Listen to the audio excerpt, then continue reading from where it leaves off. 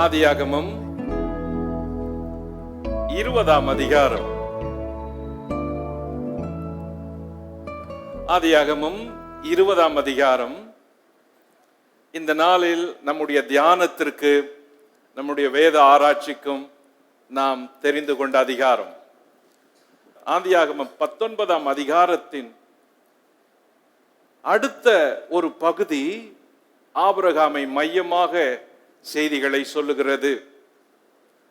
19ஆம் அதிகாரம் ஆபிரகாமுடைய சகோதரனின் மகனான லோத்து என்பவனை குறித்தும், அவன் மனைவி, அவன் மகள்கள், அவன் மருமகன்கள், அவன் தங்கியிருந்த பட்டணம், குடியிருந்த வீடு, அந்த ஊர், அந்த ஊரார், அந்த ஊர் மக்கள், வாலிபர் முதல் கிழவர் வரை எல்லாவற்றையும் சேர்த்து 19ஆம் அதிகாரம் சொல்லி இருக்கிறது.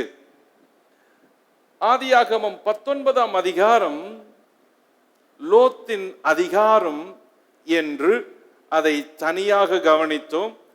லோத்தை குறித்து, லோத்தின் குடும்பத்தை குறித்தும் மிக தெளிவாக கடந்த 2 வாரங்கள் விளக்கமாக அதை குறித்து கவனித்தோம். இன்று ஆதியாகமம் 20ஆம் அதிகாரத்திற்கு வந்திருக்கிறோம். மீண்டும் ஆபிரகாமை மையம் கொண்ட அதிகாரம், ஆபிரகாமோடு தொடர்புடைய அதிகாரம். ஆதியாகமம் 50 அதிகாரங்களை கொண்ட புத்தகம், 2 பகுதிகள். முதல் பகுதி 1 முதல் 11 அதிகாரங்கள் 4 நிகழ்ச்சிகளை உள்ளடக்கியது. அந்த 4 நிகழ்ச்சிகளை நாம் வரிசையாக பார்த்து முடித்தோம். பகுதி 2 4 நபர்களை உள்ளடக்கிய பகுதி. அந்த 4 நபர்களில் 12ஆம் அதிகாரம் துவங்கி 50வது அதிகாரம் வரைக்கும் இந்த 4 நபர்களை குறித்து ஆதியாகமம் சொல்லியிருக்கிறது. ஆக இந்த 4 நபர்களில் முதலாவது நபரான ஆபிரகாம் என்பவரை குறித்து தான் ஆதியாகமம் 12ஆம் அதிகாரம் துவங்கி 25ஆம் அதிகாரம் வரைக்கும் நாம் தியானித்து வருகிறோம். இப்பொழுது அந்த 4 நபர்களில் முதல் நபரான ஆபிரகாம் என்ற முக்கிய முற்பிதாவை குறித்து ஒவ்வொரு அதிகாரமும் சொல்லி இருக்கிற செய்திகளை சரித்திர பூர்வமாக, பூகோள ரீதியாக, ஆவிக்குரிய ரீதியாக எல்லாவற்றையும் ஆராய்ந்து பார்த்து படித்து வருகிறோம். இந்த தொடர்ச்சியில ஆதியாகமம் 20ஆம் அதிகாரத்திற்கு வந்திருக்கிறோம். ஆக ஆதியாகமம் 20ஆம் அதிகாரம் உணர்த்தும் செய்திகள் என்று சில செய்திகள் உள்ளே இருக்கின்றன. ஒன்று, இந்த அதிகாரம் அபிமெலேக்கை மையமாக கொண்ட அதிகாரம். இந்த அதிகாரம் அபிமெலேக் என்ற ஒரு பிரதேசத்து ராஜாவை மையமாக கொண்ட அதிகாரம். 2, திருமணமானவர்களுக்கு இருக்கிற பிரச்சனைகளை கூறும் அதிகாரம். இந்த அதிகாரம் திருமணம் ஆகும் வரைக்கும் சிலர் நினைப்போம், திருமணம் ஆயிட்டா நம்ம இதெல்லாம் செய்ய மாட்டோம், மேரேஜ் முடிஞ்சிட்டா இதெல்லாம் நமக்கு வராது, மேரேஜ் முடிஞ்சிட்டா இந்த காரியமெல்லாம் நான் ஜெயிச்சிருவேன், இது எனக்கு பிரச்சனை இல்லை அப்படின்னு திருமணம் ஆகாதவங்க நினைப்பாங்க. ஆனால் திருமணத்துக்கு பிறகு இருக்கிற பல்வேறு ஆபத்துக்களை இந்த அதிகாரம் நமக்கு கோடிட்டு காட்டியிருக்கிறது. திருமணத்துக்கு முன் ஒரு ஆண், ஒரு வாலிபன் ஒரு வாலிப பெண்ணை நேசிப்பான் அப்படி என்று வைத்துக் கொள்வோம். ஆனால் திருமணத்திற்கு பின் ஒரு ஆண் ஒரே பெண்ணைத்தான் நேசிப்பான் என்பதற்கு ஊர்ஜிதம் கிடையாது. ஆக திருமணத்திற்கு பின் இருக்கிற பல்வேறு பிரச்சனைகள் இருக்கிறது. அந்த பிரச்சனைகளை இந்த அதிகாரம் வெளியே காட்டி இருக்கிறது. திருமணமானவர்களுக்கு இருக்கக்கூடிய பிரச்சனை, அந்த தம்பதிகளுக்கு இருக்கக்கூடிய பிரச்சனை, அவர்கள் வாழ்க்கையிலே, சமுதாயத்திலே அவர்கள் சந்திக்கிற பிரச்சனை என்னவெல்லாம் இருக்கும் என்பதை இந்த அதிகாரம் சில செய்திகளை வெளிக்காட்டி இருக்கிறது. 3, ஆதியாகமம் 20ஆம் அதிகாரம் அவிசுவாசிகளுக்கும் விசுவாசிகளுக்கும் உள்ள வேறுபாட்டை விளக்கும் அதிகாரம். அவிசுவாசிக்கும் விசுவாசிக்கும் இருக்கிற வேறுபாட்டை விளக்கும் அதிகாரம். அபிமெலேக்கு ராஜா ஒரு அவிசுவாசி. அவனை சந்தித்த ஆபிரகாம் ஒரு விசுவாசி. ஆக இந்த 2 பேருக்கும் நடக்கிற சம்பாஷணை, பேச்சுவார்த்தை, நிகழ்ச்சி இவைகள் ஒரு விசுவாசிக்கும் ஒரு அவிசுவாசிக்கும் இடையே நடக்கிற பிரச்சனை. அதை எப்படி தீர்ப்பது, எப்படி சந்திப்பது, எப்படி முடிவுக்கு கொண்டு வருவது என்பதை கூறும் அதிகாரம். நம்பர் 4, தேவன் தம் பிள்ளைகளின் பக்கம் எப்பொழுதும் நிற்கிறார் என்பதை நிரூபிக்கும் அதிகாரம். ஆதியாகமம் 20ஆம் அதிகாரம். தேவன் தம் பிள்ளைகளின் பக்கம்தான் எப்பொழுதுமே நிற்கிறார். என்ன வந்தாலும் என்ன நடந்தாலும் தம் பிள்ளைகளின் பக்கம்தான் எப்பொழுதுமே நிற்கிறார் என்பதை இந்த அதிகாரம் நமக்கு தெளிவாக நிரூபிக்கிறது. இந்த ஆதியாகமம் 20ஆம் அதிகாரம். நம்பர் 5, தேவன் தம்முடைய பிள்ளைகளுக்கு கொடுக்கும் ஊழியத்தை கூறும் அதிகாரம். இந்த அதிகாரத்துல தேவன் தம்முடைய பிள்ளைகளுக்கு சில ஊழியத்தையும் வச்சிருக்கிறாரு. அதையும் தேவன் வெளிப்படுத்துறாரு. ஆபிரகாம் வெறும் பிள்ளைக்காக காத்திருக்கிற விசுவாசி மட்டுமல்ல. ஆபிரகாம் வெறும் செல்வ செழிப்புக்காக தேவனை நம்புகிற விசுவாசி மட்டுமல்ல. ஆபிரகாம் தேவன் தமக்கு பிள்ளை கொடுக்கட்டும் கொடுக்கட்டும் என்று அந்த பிள்ளைக்காக மட்டும் தேவனை தேடின பக்தன் அல்ல. அதையும் தாண்டி ஆபிரகாம் பிறர் பிழைப்பதற்காக வேண்டுதல் செய்கிற ஒரு ஊழியத்தை செய்கிற ஒரு பக்தன் என்பதை இந்த அதிகாரம் நிரூபிக்கிறது.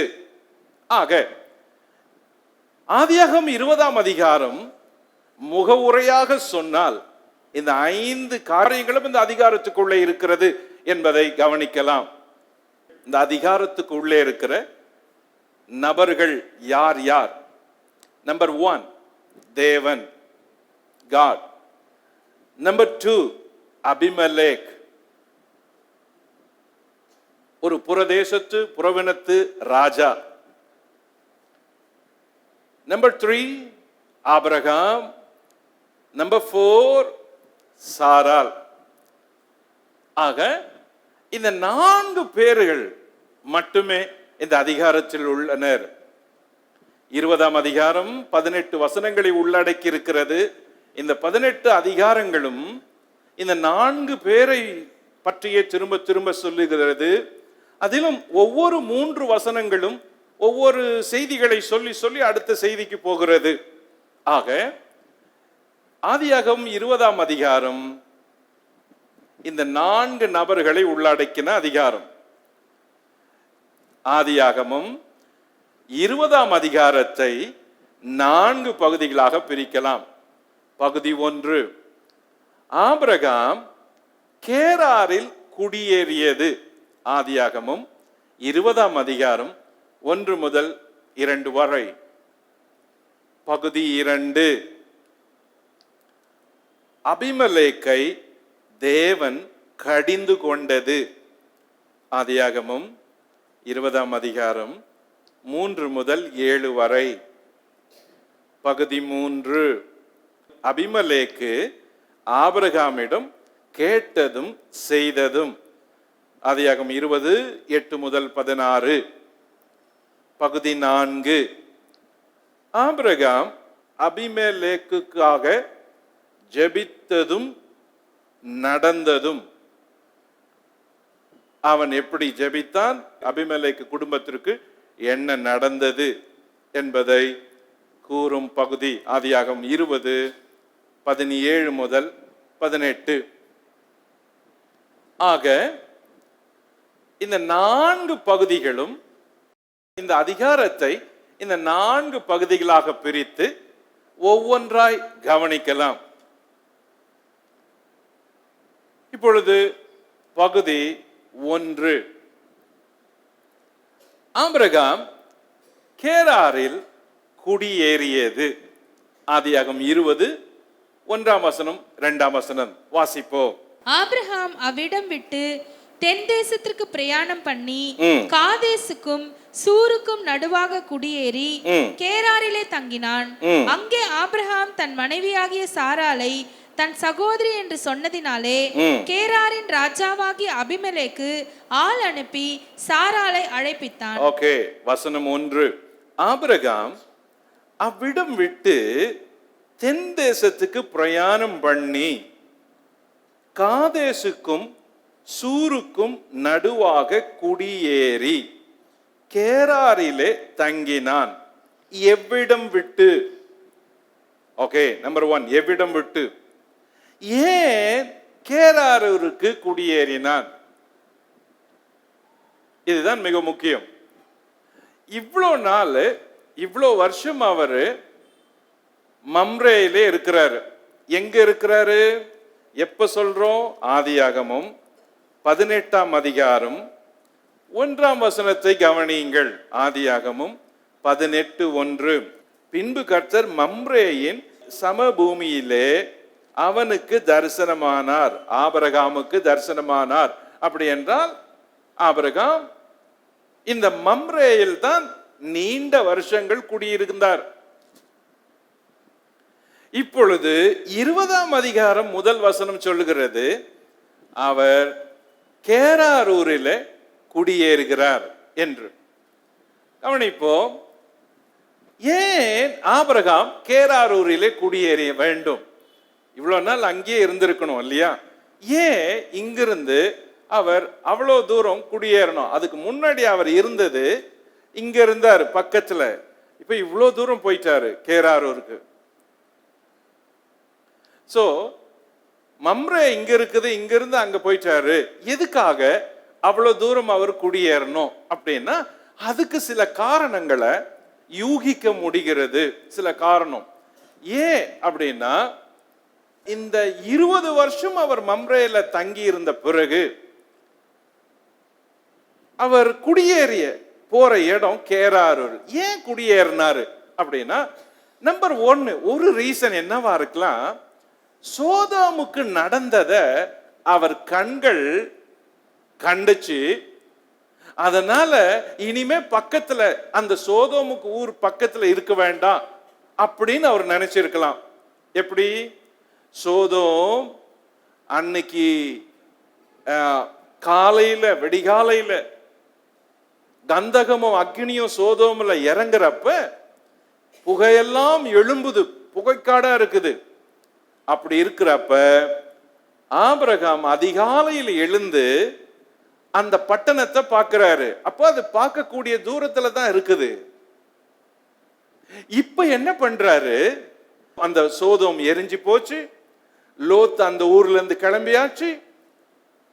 அவங்க எங்க போனாங்க, என்ன பண்றாங்க, எப்படி இருக்கிறாங்க, இதெல்லாம் எல்லாருக்கும் தெரிஞ்சிட்டு இப்போ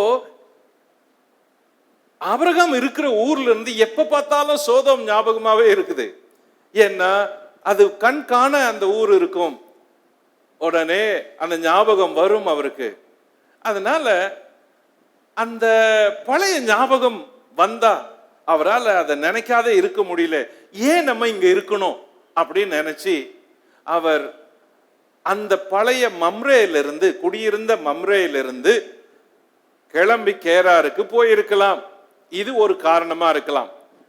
நம்பர் 2, லோத்தின் குடும்பத்தினர் அவங்க நடந்துகிட்ட முறை, லோத்தின் மகள்கள் லோத்தின் இடத்துல நடந்துகிட்ட விதம், முறை, இது அங்க இருக்கிற அந்த கானானியர் மத்தியில பரவி இருக்கலாம்.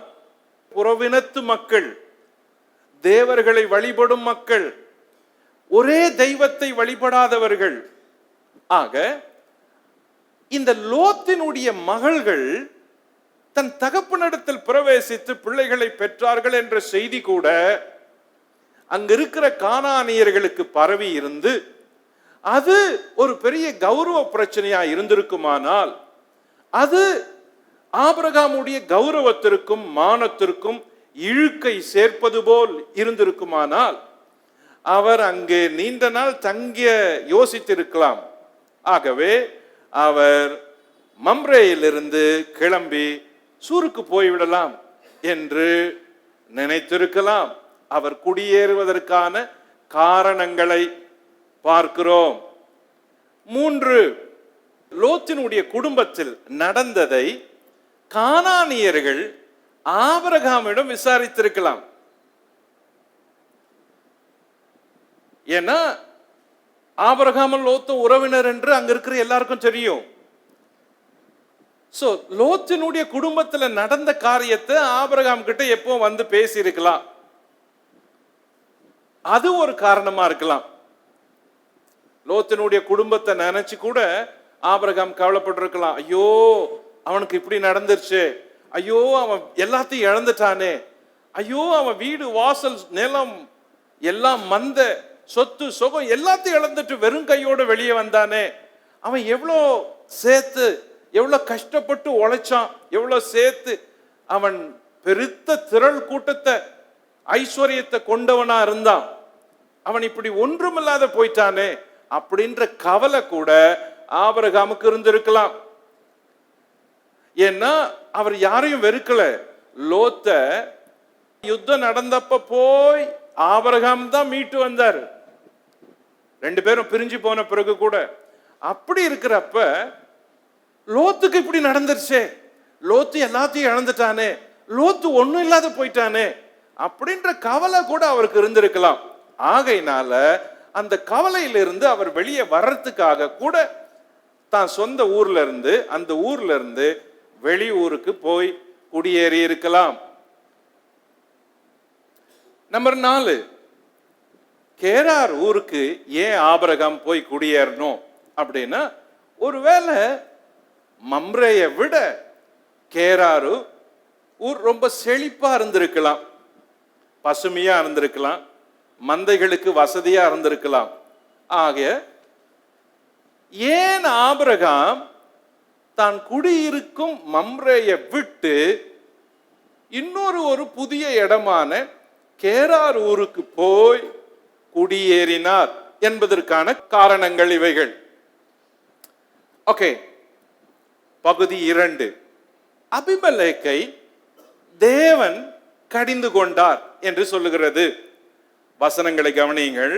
ஆதியாகமம் 20ஆம் அதிகாரம் 3ஆம் வசனத்திலிருந்து ஏன் தேவன் அபிமெலேக்கை கடிந்து கொண்டார் என்ற செய்தி வரிசையாக 3ஆம் வசனம் முதல் 7ஆம் வசனம் வரைக்கும் சொல்லப்பட்டிருக்கிறது. இப்போ அபிமெலேக்கு என்றால் ராஜாவின் தந்தை என்று பொருள். ஃபாதர் ஆஃப் எ கிங், அவன் பெயருக்கு பொருள். இவன் கேராரூர் ராஜா. இந்த இடத்துல அபிமெலேக் அப்படின்னு நம்ம படிக்கிறோம். இதே போல 3 இடங்கள்ல இதே பெயர் வரும். ஆனா 3 வெவ்வேறு ஆட்கள். ஆக அபிமெலேக்குகள் 3 பேர் இருந்துள்ளார்கள். அபிமெலேக்கு 3 அபிமெலேக்க குறிச்சு வேதம் சொல்லி இருக்கிறது. 1 ஆபிரகாம் சந்தித்த அபிமெலேக்கு, ஆதியாகமம் 20ஆம் அதிகாரத்துல வரும் அபிமெலேக். 2 ஈசாக்கு சந்தித்த அபிமெலேக்.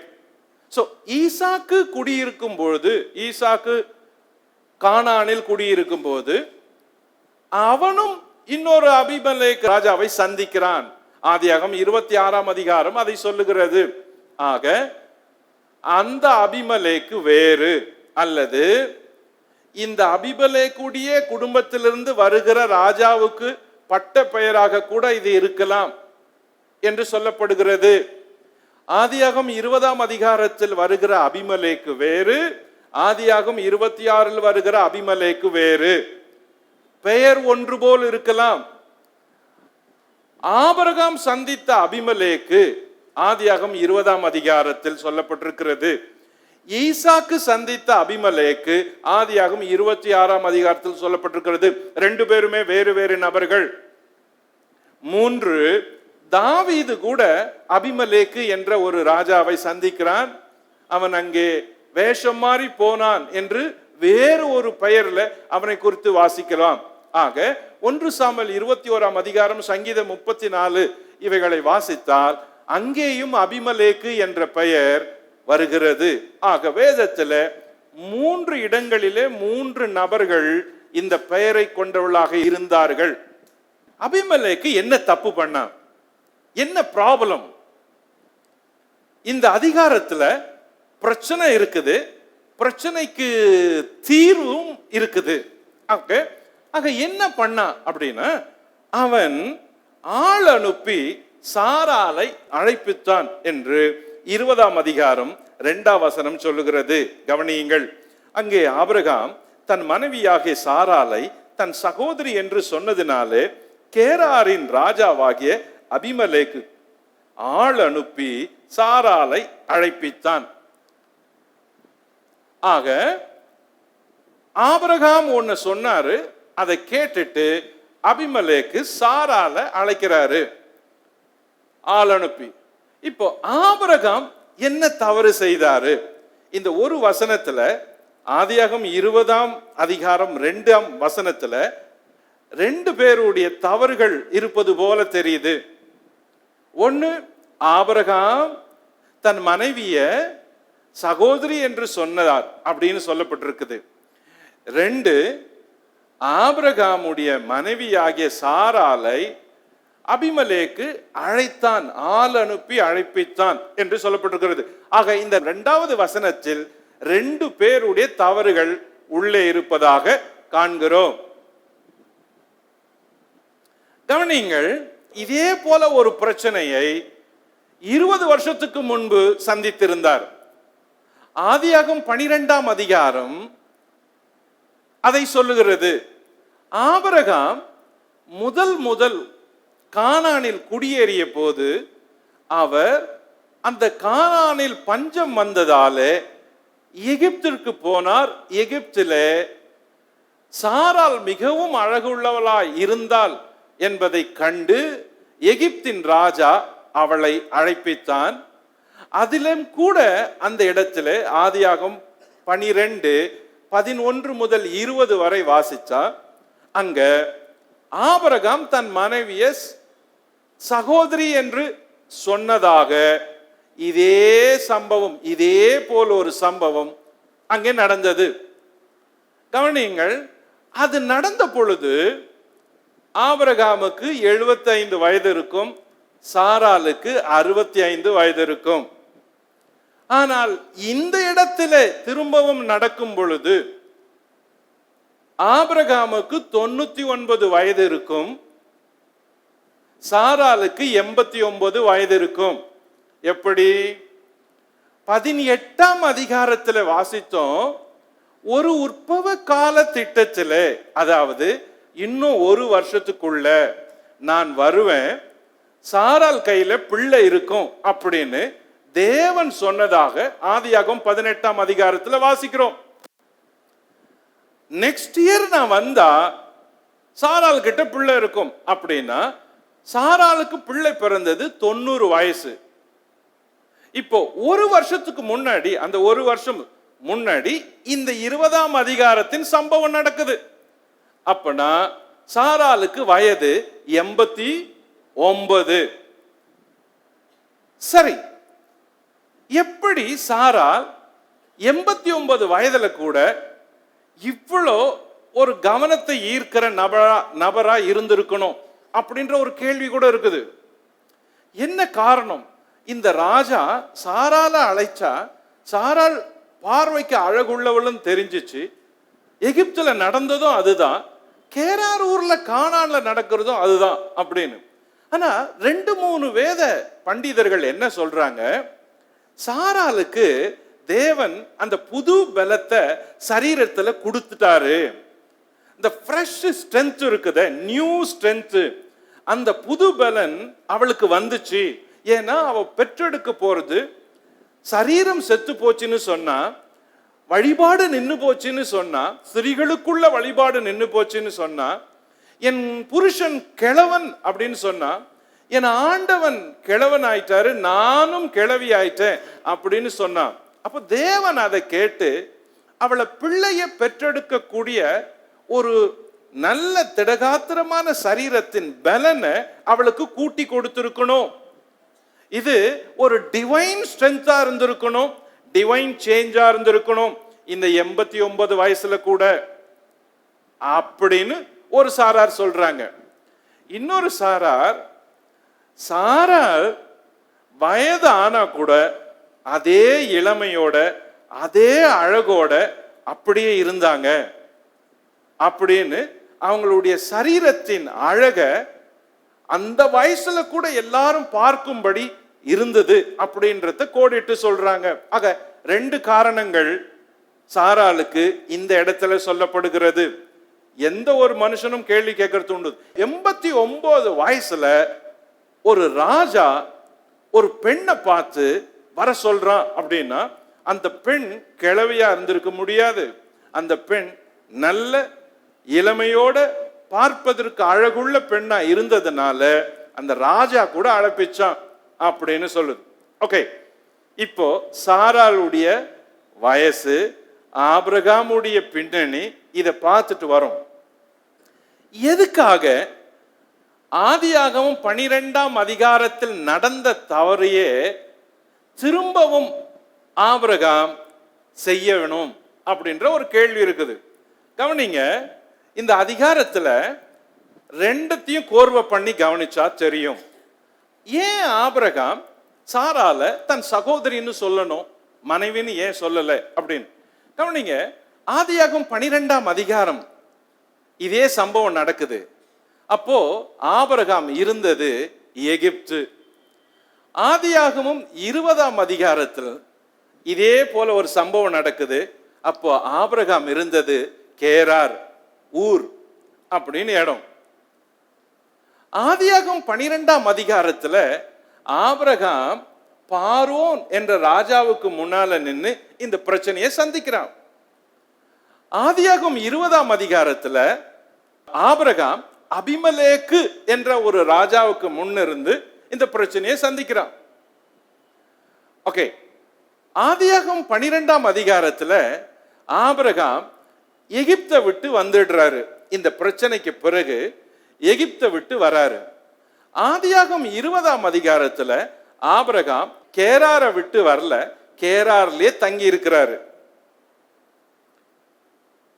ஆதியாகமம் 12ஆம் அதிகாரத்துல அந்த ராஜா ஆபிரகாம கேள்வி கேட்டப்ப ஆபிரகாம் மௌனமா இருந்தாரு, மௌனத்தில் பதில் அளித்தாரு. ஆனால் ஆதியாகமம் 20ஆம் அதிகாரத்துல ராஜா கேள்வி கேட்டப்ப காரணங்களை சொன்னாரு. ஆக ஒரே மாதிரி ஒரு சம்பவம் ஒருத்தருக்கு வாழ்க்கையில நடக்குது. ஆனா ஒரு தப்ப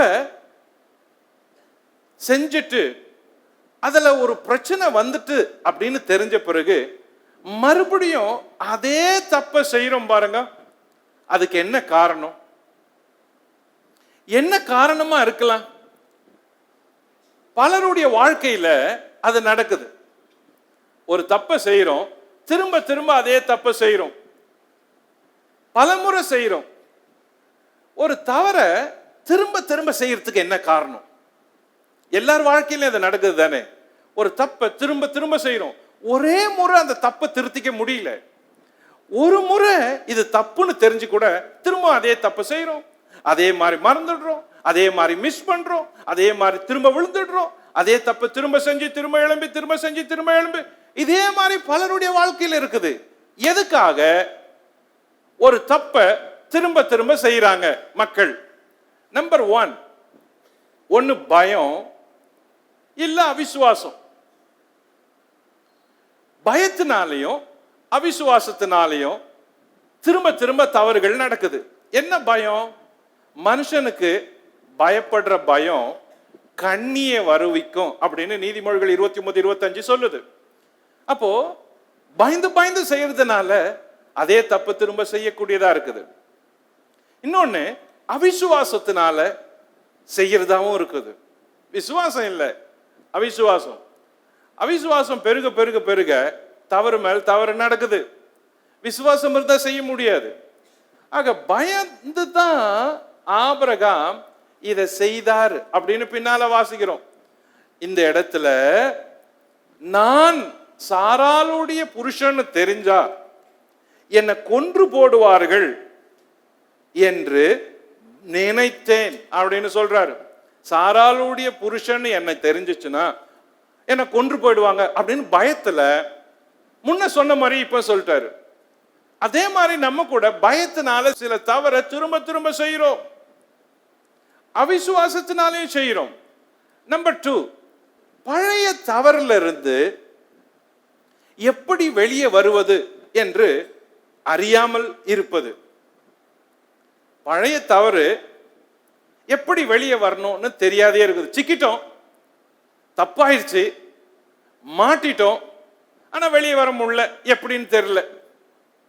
அதனால அதிலே திரும்ப மது குடிக்க கூடாதுன்னு தெரிஞ்சிருச்சு, குடிச்சிட்டோம், ஆனா எப்படி வெளியே வரணும்னு தெரியல. ஒவ்வொரு தவறும் ஒவ்வொரு பாவமும் ஒன்ஸ் ஒரு தடவை போய் கேட்ச் பண்ணிருச்சுன்னா திரும்பவும் வெளியே வர தெரியாதனால அதுலயே இருக்கிறோம், திரும்ப திரும்ப அதுவே செய்யறோம். மனுஷர்கள் அதுல பழகி போறாங்க. ரோமர் 7:18 வாசித்தா, நான் பாவம் செய்யக்கூடாதுன்னு நினைக்கிறேன், தவறு செய்யக்கூடாதுன்னு நினைக்கிறேன், அது தப்புன்னு தெரியுது, ஆனா என்னால விட்டு வர முடியல. நான் அதுலயே இருக்கிறேன், ஆனா என்னால விட்டுட்டு வர முடியல. சோ எனக்கு வழி தெரியல. அப்படிதான் ரொம்ப பேர் இருக்கிறான் உலகத்துல. உலகத்துல பாவத்தின் மேல் பாவம், தவறுகளின் மேல் தவறு எப்படி செய்யறாங்கன்னா, நான் நினைக்கிறேன் சார் வெளியே வரணும்னு, விட்டுட்டு வரணும்னு நினைக்கிறேன், முடியல, அதனால நான் திரும்ப செய்யறேன். கவலையை மறக்க முடியல, அதனால நான் குடிக்கிறேன். பாவத்தை விட முடியல, அதனால திரும்ப செய்யறேன். இதனால திரும்ப திரும்ப செய்யறாங்க.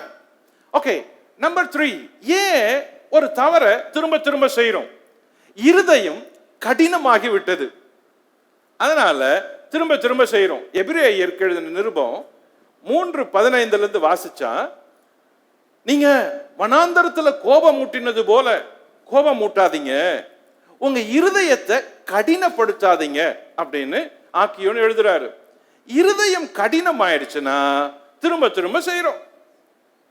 சொல்றமே, என் இருதயமே விட்டு போச்சு, முன்ன மாதிரி நான் இல்லை சார், பிரதர் முன்ன மாதிரி இல்லை, ஐயோ என்னை கேட்கவே கேட்காதீங்க, ஈஸியா சொல்றோம். இருதயம் கடினம் ஆயிட்டா அந்த தவறை திரும்ப திரும்ப செய்ய தூணுது.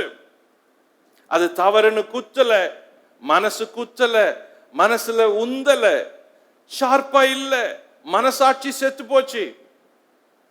ஆகையினால செய்யறப்ப எந்த பாதிப்பும் இல்லை. முதல் முறை ஒரு தவறை செய்யறப்ப படப்படக்கும் மனசாட்சி, ஐயோ தப்பு செஞ்சிட்டோம் தப்பு செஞ்சிட்டோம் தப்பு செஞ்சிட்டோம் தப்பு செஞ்சிட்டோம் அடிக்கும், தூங்க முடியாது, வாதிக்கும். ரட்சிக்கப்பட்ட முதல்ல ஒரு சின்ன தப்பு கூட நம்ம செஞ்சிட்டோம்னா ஓடி போய் முழங்கால் போட்டு ஐயோ ஆண்டவரே மன்னிச்சிருங்க மன்னிச்சிருங்க மன்னிச்சிருங்க சொல்லுவோம். ஆனா ரட்சிக்கப்பட்ட பிறகு பல வருஷம் ஆயிடுச்சுன்னா அதே தப்பு செய்யறப்ப அதே மாதிரி ஜெபம் பண்ண முடியல, அதே மாதிரி மனசு அடிக்கல, பதப்படத்துல ஹார்ட் பீட்ஸ், ஐயோ துடிக்கும், தூங்க முடியாது, வாதிக்கும், ஐயோ மனசே சரி இருக்காது, ஐயோ தேவனே தேவனே தேவனே தேவனே. சோ இருதயம் கடினம் ஆயிட்டா இது தப்பு அப்படின்னு தெரியாது. இருதயம் கடினம் ஆயிட்டா அதை குறித்து எந்த பாதிப்பும் இருக்காது. இருதயம் கடினம் ஆயிட்டா ஒரு தவறு இல்லை, பல தவறு செய்யலாம். ஒருத்தன் ஒரு ஸ்கூட்டரை திருடிக்கிட்டே இருந்தான், அப்புறம் 150 ஸ்கூட்டர் திருடினா அப்படின்னு கண்டுபிடிச்சாங்க. இப்ப மேட்டுப்பாளையத்துல, கோயம்புத்தூர்ல போன வாரம். அப்போ ஒரு தப்பு செய்யறப்ப அது சகஜமா தெரிஞ்சா அடுத்த தப்பு அடுத்த தப்பு அடுத்த தப்பு தொழில் ஆயிடுது, இருதயம் கடினமாயிடுது. அதனால திரும்ப திரும்ப செய்யறோம். ஓகே, நம்பர் 4, எதுக்காக மனுஷன் திரும்ப திரும்ப அதே தப்பு செய்யறான்? நம்பர் 4, உடைந்த இருதயத்தோட மனம் திரும்புறது இல்லை. உடைந்த இருதயத்தோட மனம் திரும்புறது இல்லை. எப்படி உடைந்த இருதயம்? கண்ணீரோட போய் புலம்பி அழுது முட்டி மோதி எப்படி மன்னிப்பு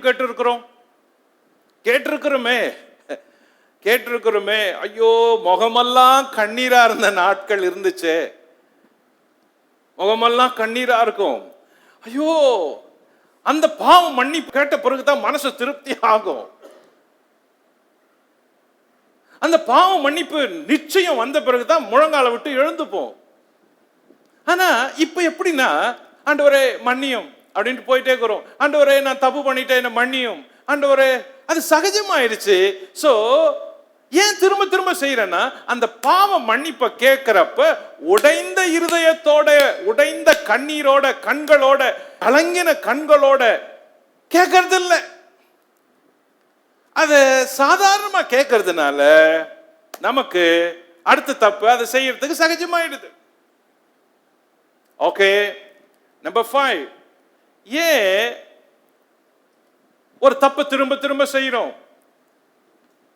அந்த தவறு நம்மளுடைய இருதயத்துல ஒரு விக்கிரகம் போல நின்னுடும். அதனால அதை எடுத்து வெளியே போட முடியாது. அப்போ இருதயத்துக்குள்ள இருக்கிற ஒரு விக்கிரகம் இருக்குதே, அது ஒரு தவறா இருக்கும். அதை நம்ம தொழுது கொள்ளுவோம், ஆராதிப்போம். அது இருதயத்துக்குள்ள இருக்குது. அது பணமா இருக்கலாம், புகழா இருக்கலாம், பெருமையா இருக்கலாம், வீம்பா இருக்கலாம், தன்னை குறிச்ச பெரிய கற்பனையா இருக்கலாம், தன்னை குறிச்ச மேன்மையா எண்ணுவதா இருக்கலாம். நான், எனக்கு, எனது அப்படின்னு என் அறிவு அது கூட ஒரு விக்கிரகம் போல எனக்குள்ள இருக்கலாம். என்னுடைய மேன்மை, புகழ், பேக்ரவுண்ட், ஸ்டேட்டஸ் அது கூட ஒரு விக்கிரகம் போல எனக்குள்ள இருக்கலாம்.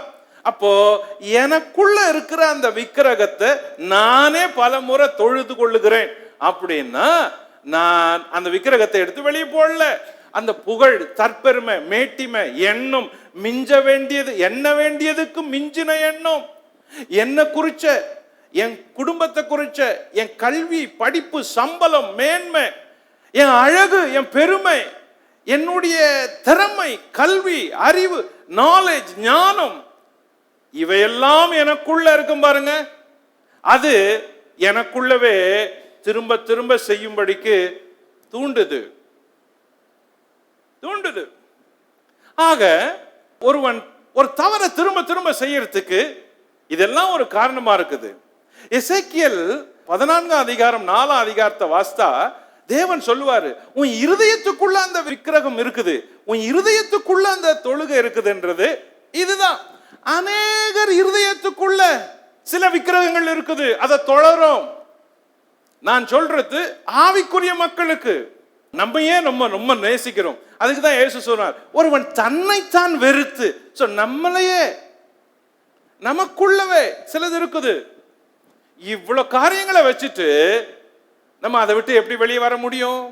முடியலையே. அதனாலதான் ரொட்டீனா நடக்குது. அதே தவறு, அதே தவறு, அதே தவறு, அதே தவறு, வெளியே வர முடியல. ஆபிரகாமுக்கு கூட 20, 22, 23 வருஷத்துக்கு முன்னாடி நடந்த ஒரு காரியம், சொன்ன ஒரு செய்திய இப்ப கேராரூர்ல அபிமெலேக் ராஜா கிட்ட சொல்றாரு, சாராள் என்னுடைய சகோதரின்னு. ஆனா நிஜம் அப்படின்னு ஒண்ணு போனா ஆபிரகாம் பொய் சொல்லல.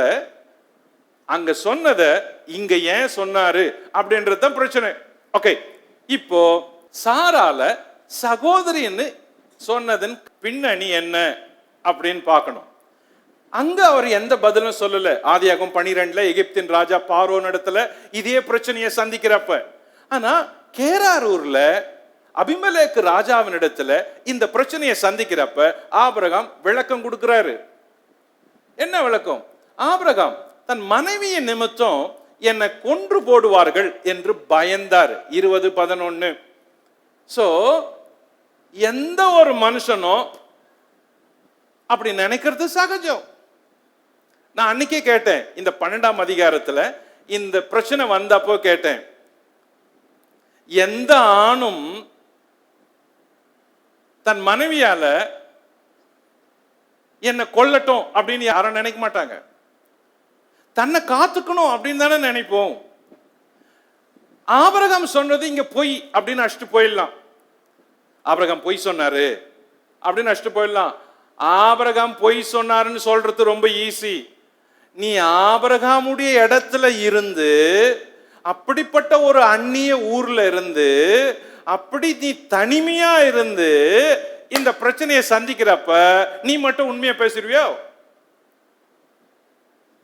பேச முடியாது, பேச முடியாது. அவரு ஐயோ என்னை கொன்று போட்டா நீ எப்படி இருப்ப? சரி, வாழ்க்கையை யோசித்து பாருங்க. சாரா, அந்நிய ஊருக்கு வந்துட்டோம், என்ன நம்பி நீ வந்துட்ட. இந்த ஊர் மக்கள் பொல்லாத மக்கள். ஒருவேளை நீ அழகா இருக்கிறன்னு நினைச்சு என்ன பிடிச்சி அடைச்சி வச்சுட்டு உன்னை அழைச்சிட்டு போயிட்டா, 2 பேருமே சந்திக்க முடியாத போயிட்டா, உள்ள என்ன கொன்னுட்டாங்கன்னா நீ எப்படி இருப்ப? என்னை விட்டுட்டு நீ தனியா எப்படி இருப்ப? நம்ம ஊர் எங்க, எவ்வளோ தூரத்தை பல 1000 மைல்களை கடந்து கானானுக்கு வந்தோம். யாரும் இல்லாத தேவனை நம்பி வந்துட்டோம். உனக்கு நானு, எனக்கு நீ. இந்த ஊர் மக்கள் துன்மார்க்கர், இவங்க நமக்கு ஏதாவது பண்ணிட்டா. அதனாலதான் சொன்னாரு, வாழ்க்கையில உன்னை என்னையும் யாரும் பிரிக்கவே முடியாது. சாரா, நீயும் நானும் நேசிச்சு வாழ்றோம். சாரால் இறந்தப்ப அதுக்கு தான் ஆபிரகாம் புலம்பி புலம்பி அழறாரு. அன்பா இருக்கிற ஒரு தம்பதி அவங்க வாழ்க்கையில இந்த காரியத்தை குறித்து எப்படி யோசிச்சிருப்பாங்க, எப்படி பேசியிருப்பாங்க? அப்படிதான் பேசி இருக்கணும்.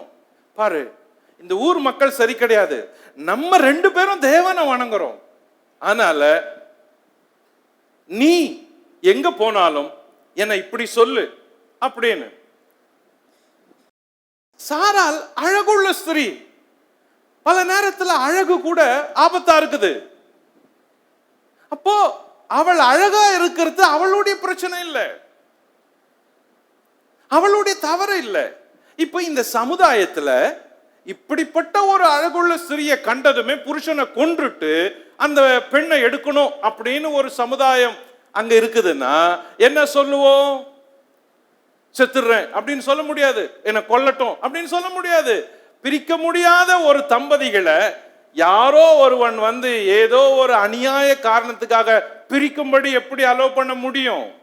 ஆக ஆபிரகாம் என்ன சொன்னாரு, நம்ம எங்கெல்லாம் போறோமோ அங்க நான் உன் சகோதரன்னு சொல்லு, ஏன்னா நான் உன்னை ப்ரொடெக்ட் பண்ணுவேன் அப்படின்னு அவனுங்களுக்கு தெரியட்டும்.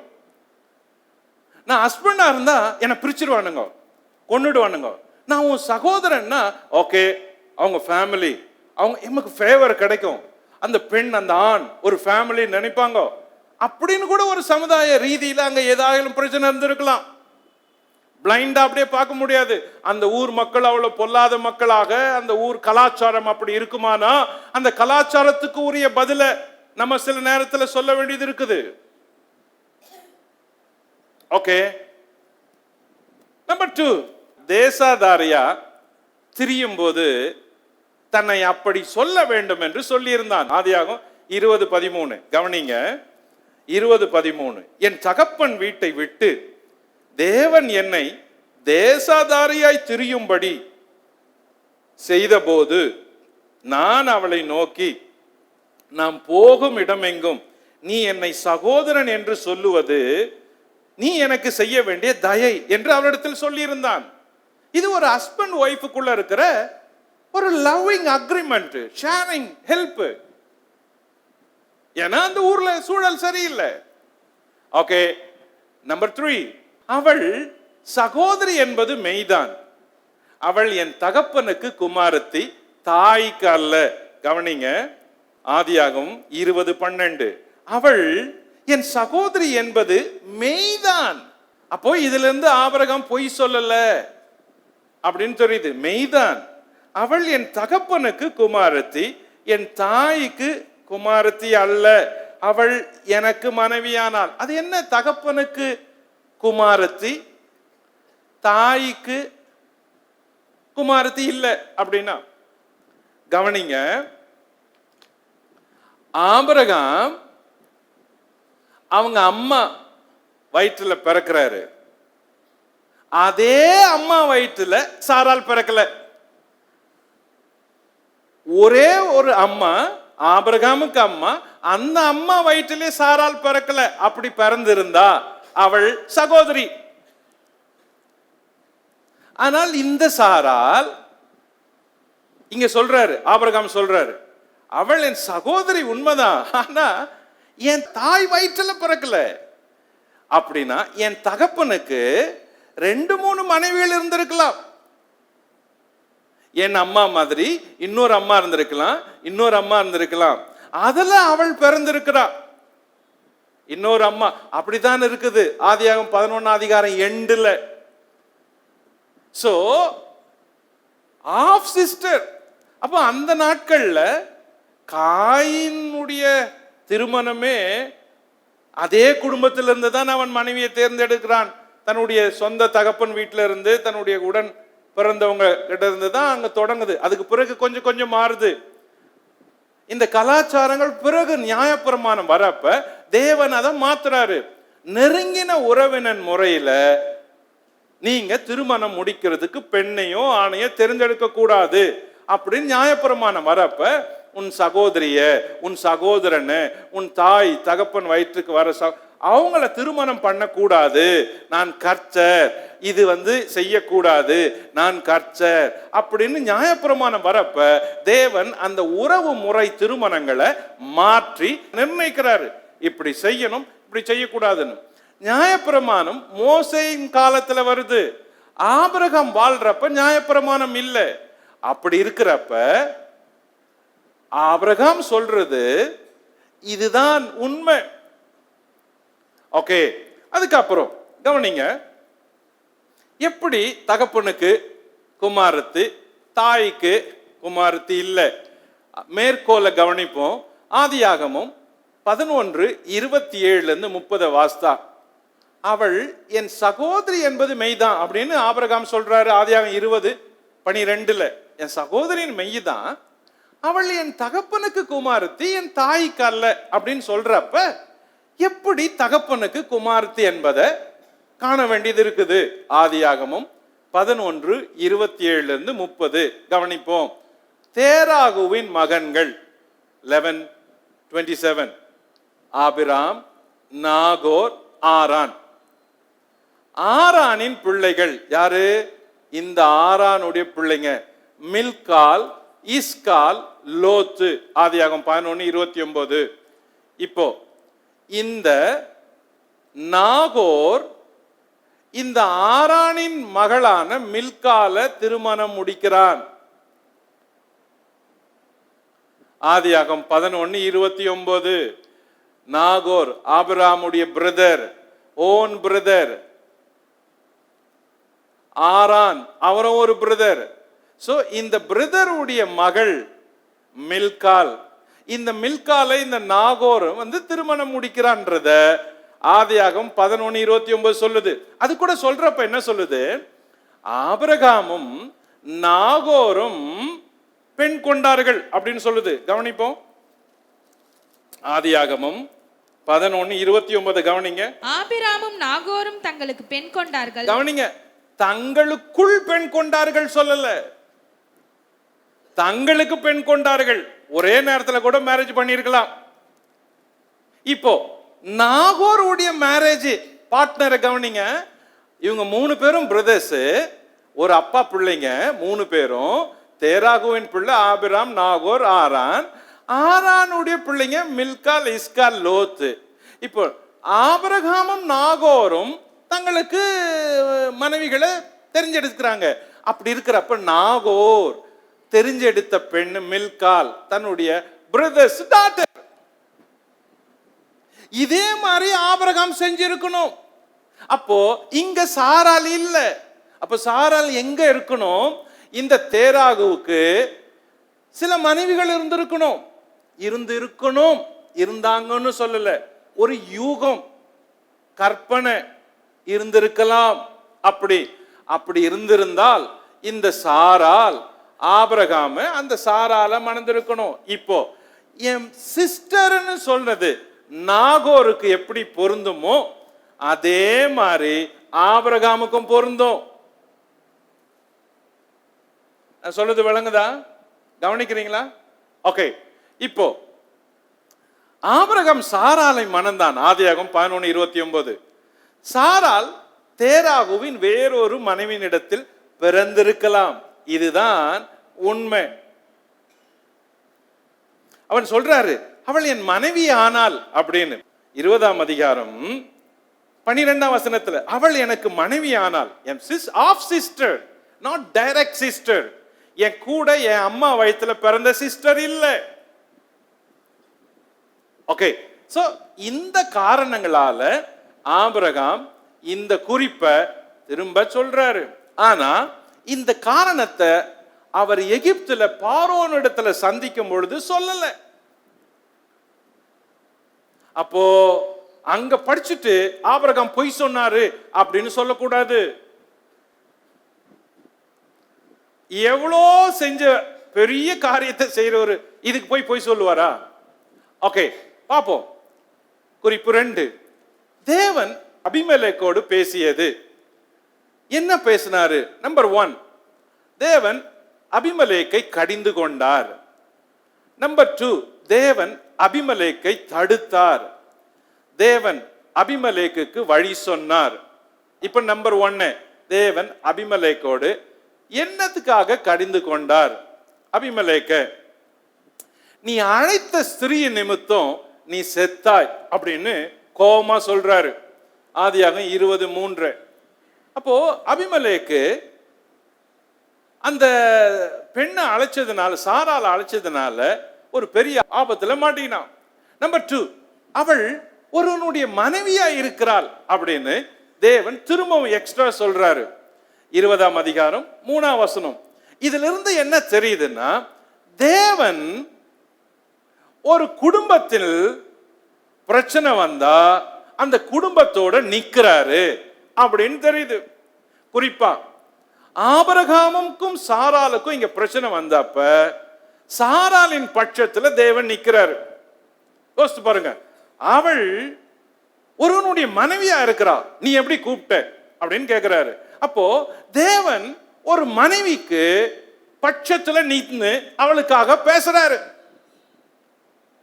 பேசுறாரு. ஒவ்வொருவருடைய வாழ்க்கையிலும் தேவன் இதை செய்யறாரு, கவனிக்கிறாரு, பேசுறாரு, உதவி செய்யறாரு. பல நேரங்கள்ல நம்ம சொல்றோம், நான் வாழ்க்கப்பட்டதுல இருந்து சந்தோஷமா இல்ல, என் கூட யாரும் இல்ல, நான் என் புருஷனை கட்டினதுல இருந்து நான் என் அம்மா வீட்டை விட்டுட்டேன், கூட பிறந்தவங்களை விட்டுட்டேன் அப்படின்னு எவ்வளோ தியாகங்களை சொல்றோம், பட்டியலிடுறோம். ஆனால் தேவன் என்ன செய்யறாருன்னா, ஒரு புருஷனுக்கும் அவன் மனைவிக்கும் உதவி செய்தவராக நிற்கிறாரு. இங்க ஒரு ராஜாவையே கடிந்து கொண்டு சொல்றாரு, நீ ஏன் அழைச்ச, நீ அழைச்சது செத்துட்ட அப்படின்றாரு. யாருக்காக தேவன் இப்படி பேசுறாருன்னா, ஆபிரகாமுக்காகவும் குறிப்பா அவனுடைய மனைவி சாராளுக்காகவும் பேசுறாரு. நான் அவங்களுடைய தேவன், அவங்க ஏன் பிள்ளைங்க. ஆபிரகாமும் சாராலும் என்னுடையவங்க, அவங்கள இணைச்சது நானு, சேர்த்தது நானு, வாழ வைக்கிறது நானு. அதனால நீ எப்படி அவங்களை அழைக்கலாம் அப்படின்னு கேட்கிறாரு. ஒவ்வொருத்தருடைய வாழ்க்கையிலையும் தேவன் பர்சனலைஸ் பண்ணி டிஃபைன் பண்றாரு.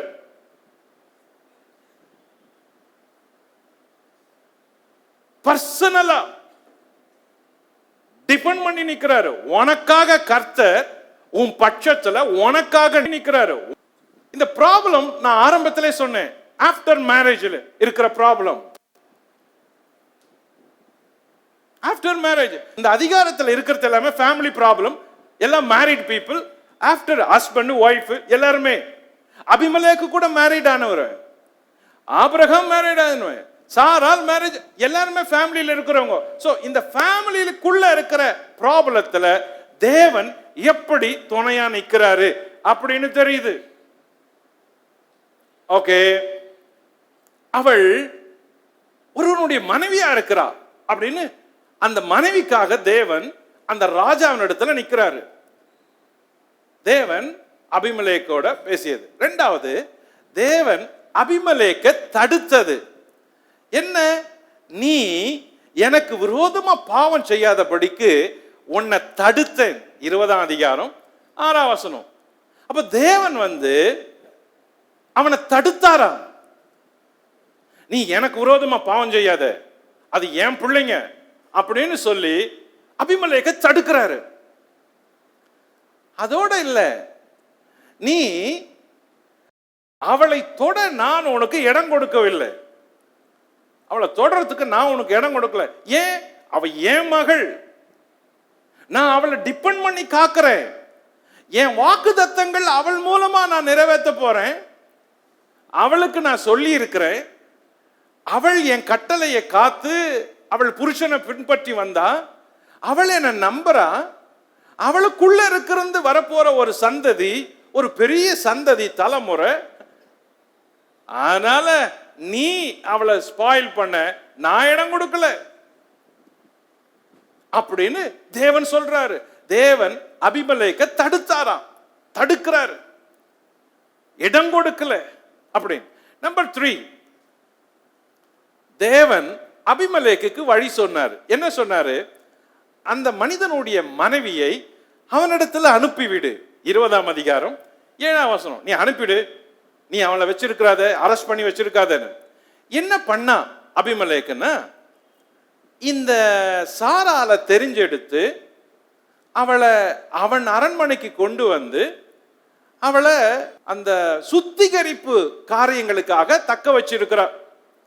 எப்படி எஸ்தர் ராணிய ராஜா ஆகாஸ்வேரு எஸ்தர் ராணிய உள்ள வச்சு சுத்திகரிப்பு நாள் நிறைவேறின பிறகு சந்தித்தானோ, அதே போல இந்த அபிமெலேக்கு ராஜா சாரால ஆள் விட்டு அனுப்பி அழைச்சிட்டு வந்து அவளை அவன் அரண்மனையில வச்சு சுத்திகரிப்புக்காக காக்க வச்சிருக்கிறான். அவள் அவனை சேரவில்லை அப்படின்னு 4ஆம் வசனம் சொல்லுது. அவன் இன்னும் அவளை தொடல, ஆனா சுத்திகரிப்புக்காக வச்சிருக்கிறா. அரெஸ்ட் பண்ண மாதிரி இருக்குது, அந்த அம்மா உள்ள இருக்குது.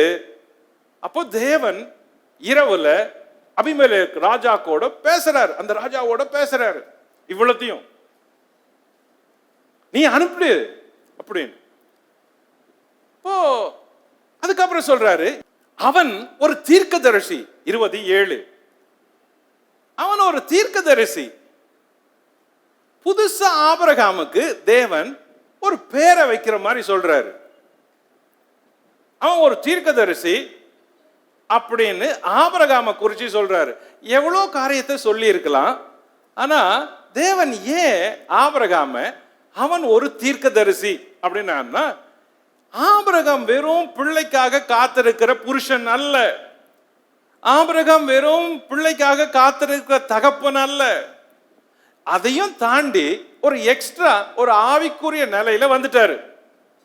அவர் ஒரு தீர்க்கதரிசி என்ற ஸ்தானத்தை தேவன் இப்ப ஆபிரகாமுக்கு வைக்கிறாரு. ஏன் தெரியுமா? இவ்வளவு நாள் என்ன ஃபாலோ பண்ணான், ஸ்பிரிச்சுவலா இருந்தான், என்ன ட்ரஸ்ட் பண்ணிட்டு வந்தான், என்னிடத்துல அவன் நீதியா நடந்து ஜெபம் பண்றான், அவன் ஒரு ப்ராஃபட் அப்படின்னா, இந்த இடத்துல ப்ராஃபட் அப்படின்ற பொருள் எதை சொல்லுதுன்னா, அவன் என்னுடைய messenger. He is my messenger, the so-called prophet. அங்க இருக்கிற எல்லாருக்குமே தேவன் யாருன்னு தெரியாது, மெய் தேவன் கிடையாது, ஒரு தெய்வ வழிபாடு கிடையாது, பல தெய்வங்கள் வழிபாடு பண்ற தெய்வங்கள் மத்தியில அந்த மக்கள் குடியிருக்கிறாங்க, ராஜா குடியிருக்கிறாங்க. இவன் ஒருவன் இப்ப அந்த மெய் தெய்வத்தை இந்த ராஜாவுக்கு ஒரு காஸ்பல் மாதிரி சொல்றதுக்கு இப்ப உள்ள இருக்கிறான். தேவன் அவனை பிரசன்ட் பண்றப்ப ஒரு ரெஸ்பெக்டபிள் போஸ்டோட அபிமெலேக்கு ராஜா கிட்ட பிரசன்ட் பண்றாரு. See, he is my prophet அப்படின்றாரு. தேவன் எதிர்பார்ப்பு பாருங்க, எவ்வளவு ஒரு பெரிய நல்ல எதிர்பார்ப்பு. அவன் என்ன குறிச்சி சொல்ற ஒரு ப்ராஃபட். அவன் என்ன பண்ணுவான்? அவன் நீ பிழைக்கும்படி உனக்காக வேண்டுதல் செய்வான். அது அவங்க 27. அப்போ ஒரு ப்ராஃபட் உடைய வேலை என்ன? இன்னொருத்தர் பிழைக்கிறதுக்காக, உயிர் பிழைப்பதற்காக ஜெபம் பண்றவன். அப்போ இன்னொருத்தர் உயிர் பிழைப்பதற்காக ஜெபிக்கிறவங்க என்ன பேரு? தேவன் என்ன பேர்ல அழைக்கிறாருன்னா ப்ராஃபட். அவன் என்னுடைய தீர்க்கதரிசி, அவனை நான் அதுக்கு தான் வச்சிருக்கிறேன் அப்படின்னு வச்சிருக்கிறாரு. இந்த இடத்துல இருந்து ஆபிரகாமுக்கு ஒரு ஸ்டெப் லெவல் ப்ரமோஷன் கிடைக்குது. தேவன் கொடுத்த ப்ரமோஷன். நம்ம என்ன பண்றோம்? நம்ம பேருக்கு முன்னாலே தீர்க்கதரிசின்னு போட்டுக்கிறோம், ப்ராஃபட் அப்படின்னு. நம்ம என்ன நினைக்கிறோம்? தீர்க்கதரிசினா பேர் சொல்லி கூப்பிடுறவரு அப்படின்னு நினைக்கிறோம். நம்ம என்ன சொல்றோம்? ரொம்ப கீழே இருந்த லெவல்ல ப்ராஃபட்டை வச்சிருக்கிறோம். காட் ஒரு ப்ராஃபட்டை பிரசன்ட் பண்றப்ப கிங்ஸ் லெவல்ல பிரசன்ட் பண்றாரு. பாரு, அவன் யார் தெரியுமா? அவன் ஒரு தீர்க்கதரிசி. அவன்கிட்டயே நீ விளையாடுறியா? அவன் ஒரு தீர்க்கதரிசி. நீ பிழைக்கணும்னா அவன் உனக்கு ஜெபம் பண்ணுவான். தேவன் உலகத்துல அவிசுவாச மக்கள் மத்தியில, விசுவாசியா இல்லாத ஒரு உலகத்துல, ஒரு ஃபீல்டுல ஒரு விசுவாசியை வச்சிருக்கிறாருன்னா எப்பவுமே ஒரு காரணத்துக்காக தான் வச்சிருக்கிறாரு. எந்த மனுஷன் போய் அபிமெலேக்கு கிட்ட இப்படி பேசியிருப்பான்? யாரும் பேச முடியாது. அவன் ஒரு ராஜா, அவரு அநீதி உள்ள ராஜா அப்படின்னு வைப்போம். அப்படி இருக்கிறப்ப ஒரு ஜீவனுள்ள ஒரு தேவனை இப்ப அவன் அறிந்து கொள்வதற்கு ஒரு நல்ல தருணம் கிடைச்சது. இப்போ அவன் யார்ன்றத தேவன் அபிமெலேக்கு கிட்டயே சொல்றாரு.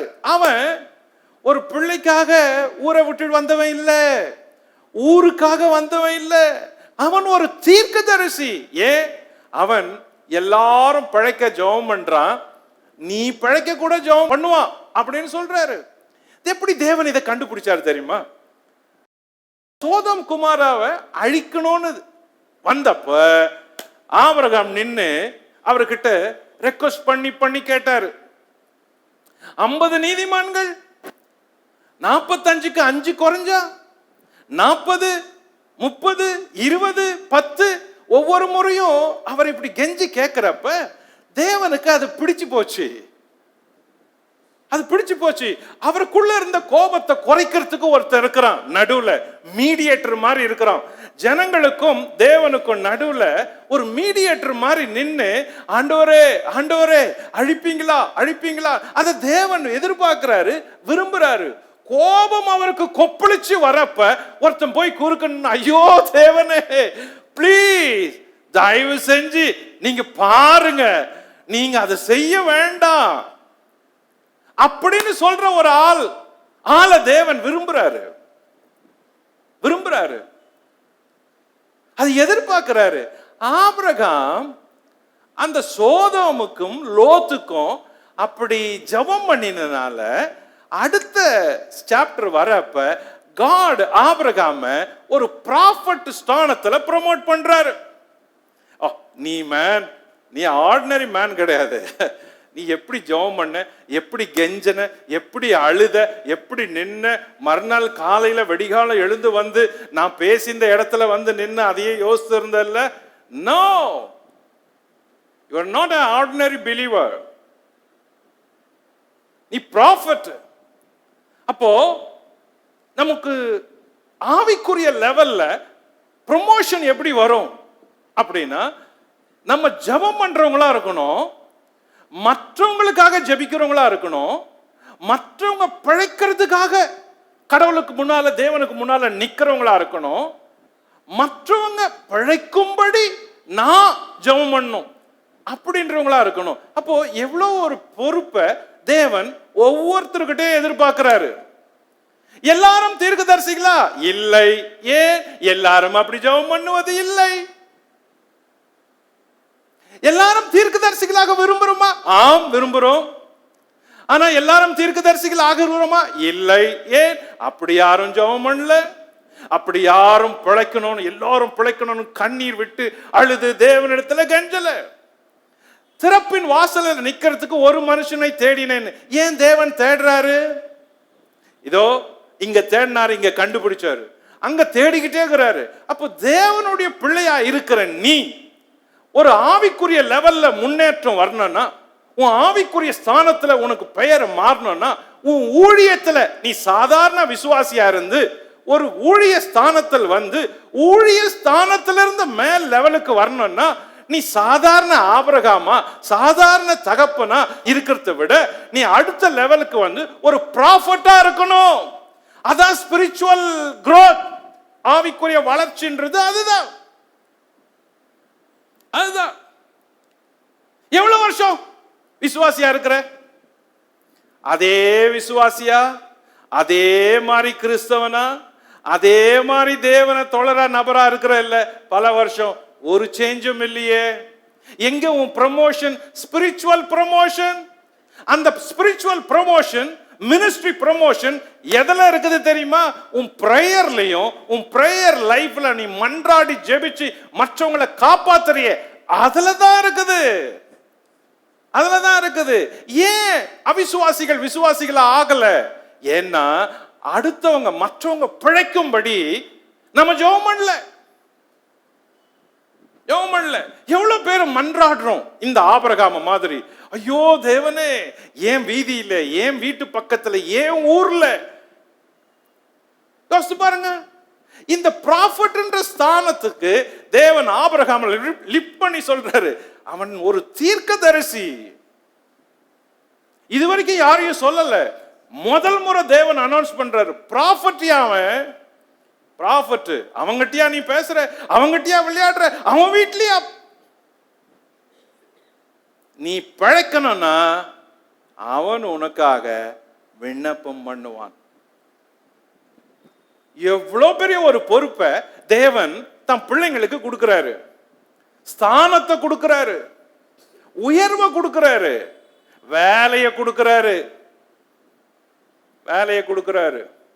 நம்ம அவர் எதிர்பார்க்கிற மாதிரி வந்ததும் இல்லை, அந்த லெவலுக்கு வளரவும் இல்லை, அப்படி செய்யவும் இல்லை. ஆனா நம்ம ப்ராஃபட்டை விரும்புறோம், ப்ராஃபட்னு சொல்லிக்கிறோம், ப்ராஃபட்னு போட்டுக்கிறோம், ப்ராஃபட்டை எதிர்பார்க்கிறோம். அவன் உனக்காக வேண்டுதல் செய்வான். நீ அவனை அனுப்பி விடாதிருந்தால் நீயும் உன்னை சேர்ந்த யாவரும் சாகவே சாவீர்கள் அப்படின்னு சொல்லிட்டாரு. ஒருவேளை நீ அனுப்பலனா நீயும் செத்துருவ, உன்னை சேர்ந்தவங்களும் செத்துருவாங்க.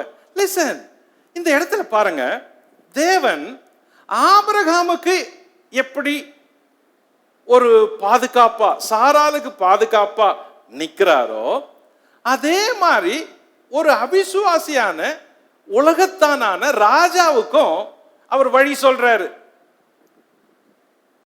சரி, நீ எனக்கு விரோதமா பாவம் செய்யாதபடி நான் உன்னை தடுத்தேன், ஏன் நீ மனம் மாறணும்னு, நீ பழைக்கணும் அப்படின்னு நான் கூட நினைக்கிறேன். அபிமெலேக்கு, நீ பழைக்கணும்னு நினைக்கிறேன். எப்ப பழைப்ப? நீ அந்த வார்த்தையை, என் வார்த்தையை கேட்டீன்னா பழைப்ப. அவன் உனக்கு ஜெபம் பண்ணா பழைப்ப. நீ இந்த மாதிரி செய்யாத, அவளை அனுப்பிடு, அப்போ பழைப்ப. அப்போ தேவன் வந்து அந்த அவிசுவாசி துன்மார்க்கன் மேல கூட கரிசனையா இருக்கிறாரு.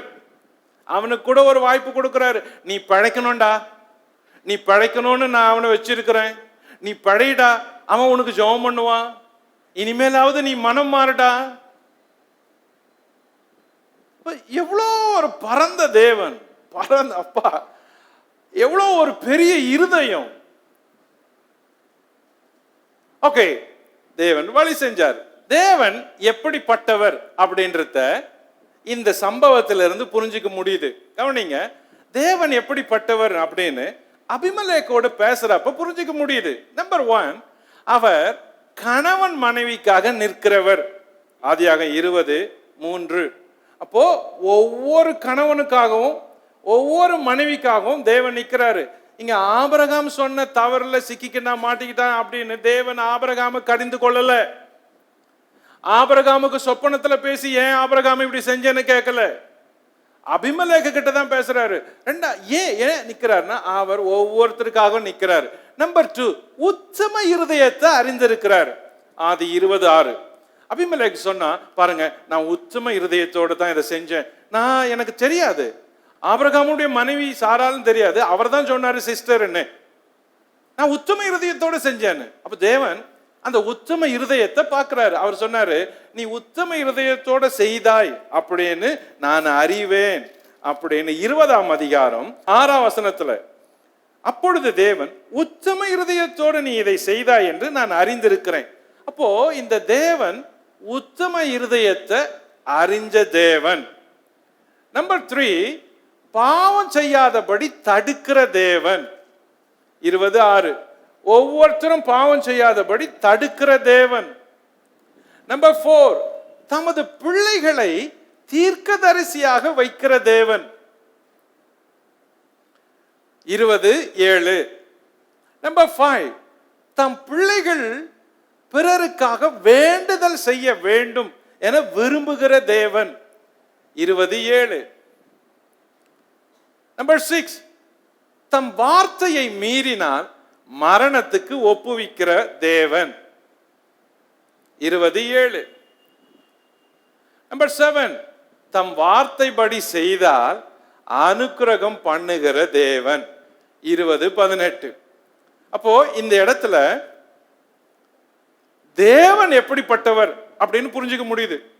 இவ்வளவு குணங்களையும் இந்த அபிமெலேக்கு இடத்தில் பேசும் பொழுது தேவன் தம்முடைய வார்த்தையினால இவைகளை வெளிப்படுத்துறாரு. ஆக அபிமெலேக் எப்படியெல்லாம் தேவனை அறிந்து கொண்டான் என்பதுக்கு இது ஒரு நல்ல வாய்ப்பு. பகுதி 3, அபிமெலேக்கு ஆபிரகாமிடம் கேட்டதும் செய்ததும்.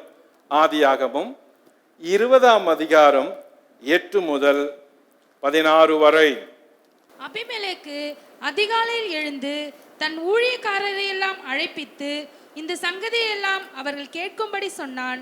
அந்த மனுஷர் மிகவும் பயந்தார்கள். அப்பொழுது அபிமெலேக்கு ஆபிரகாமை அழைப்பித்து, நீ எங்களுக்கு என்ன காரியம் செய்தாய்? நீ என் மேலும் என் ராஜ்யத்தின் மேலும் கொடிய பாவம் சுமர பண்ணுகிறதற்கு உனக்கு நான் என்ன குற்றம் செய்தேன்? செய்யத்தகாத காரியங்களை என்னிடத்தில் செய்தாயே என்றான்.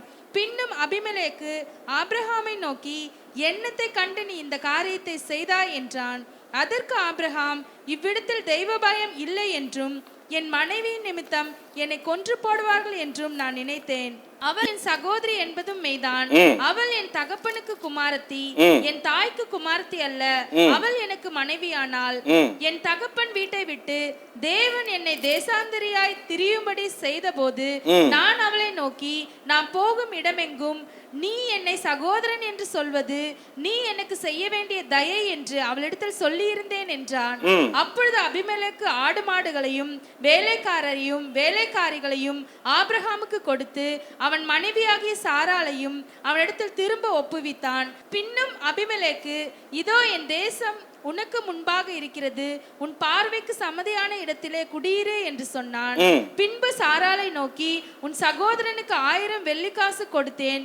இதோ உன்னோடு இருக்கிற எல்லோர் முன்பாகவும் மற்ற யாவர் முன்பாகவும் இது உன் முகத்து முட்காட்டுக்கு ஆவதாக என்றான். அவள் கடிந்து கொள்ளப்பட்டான்.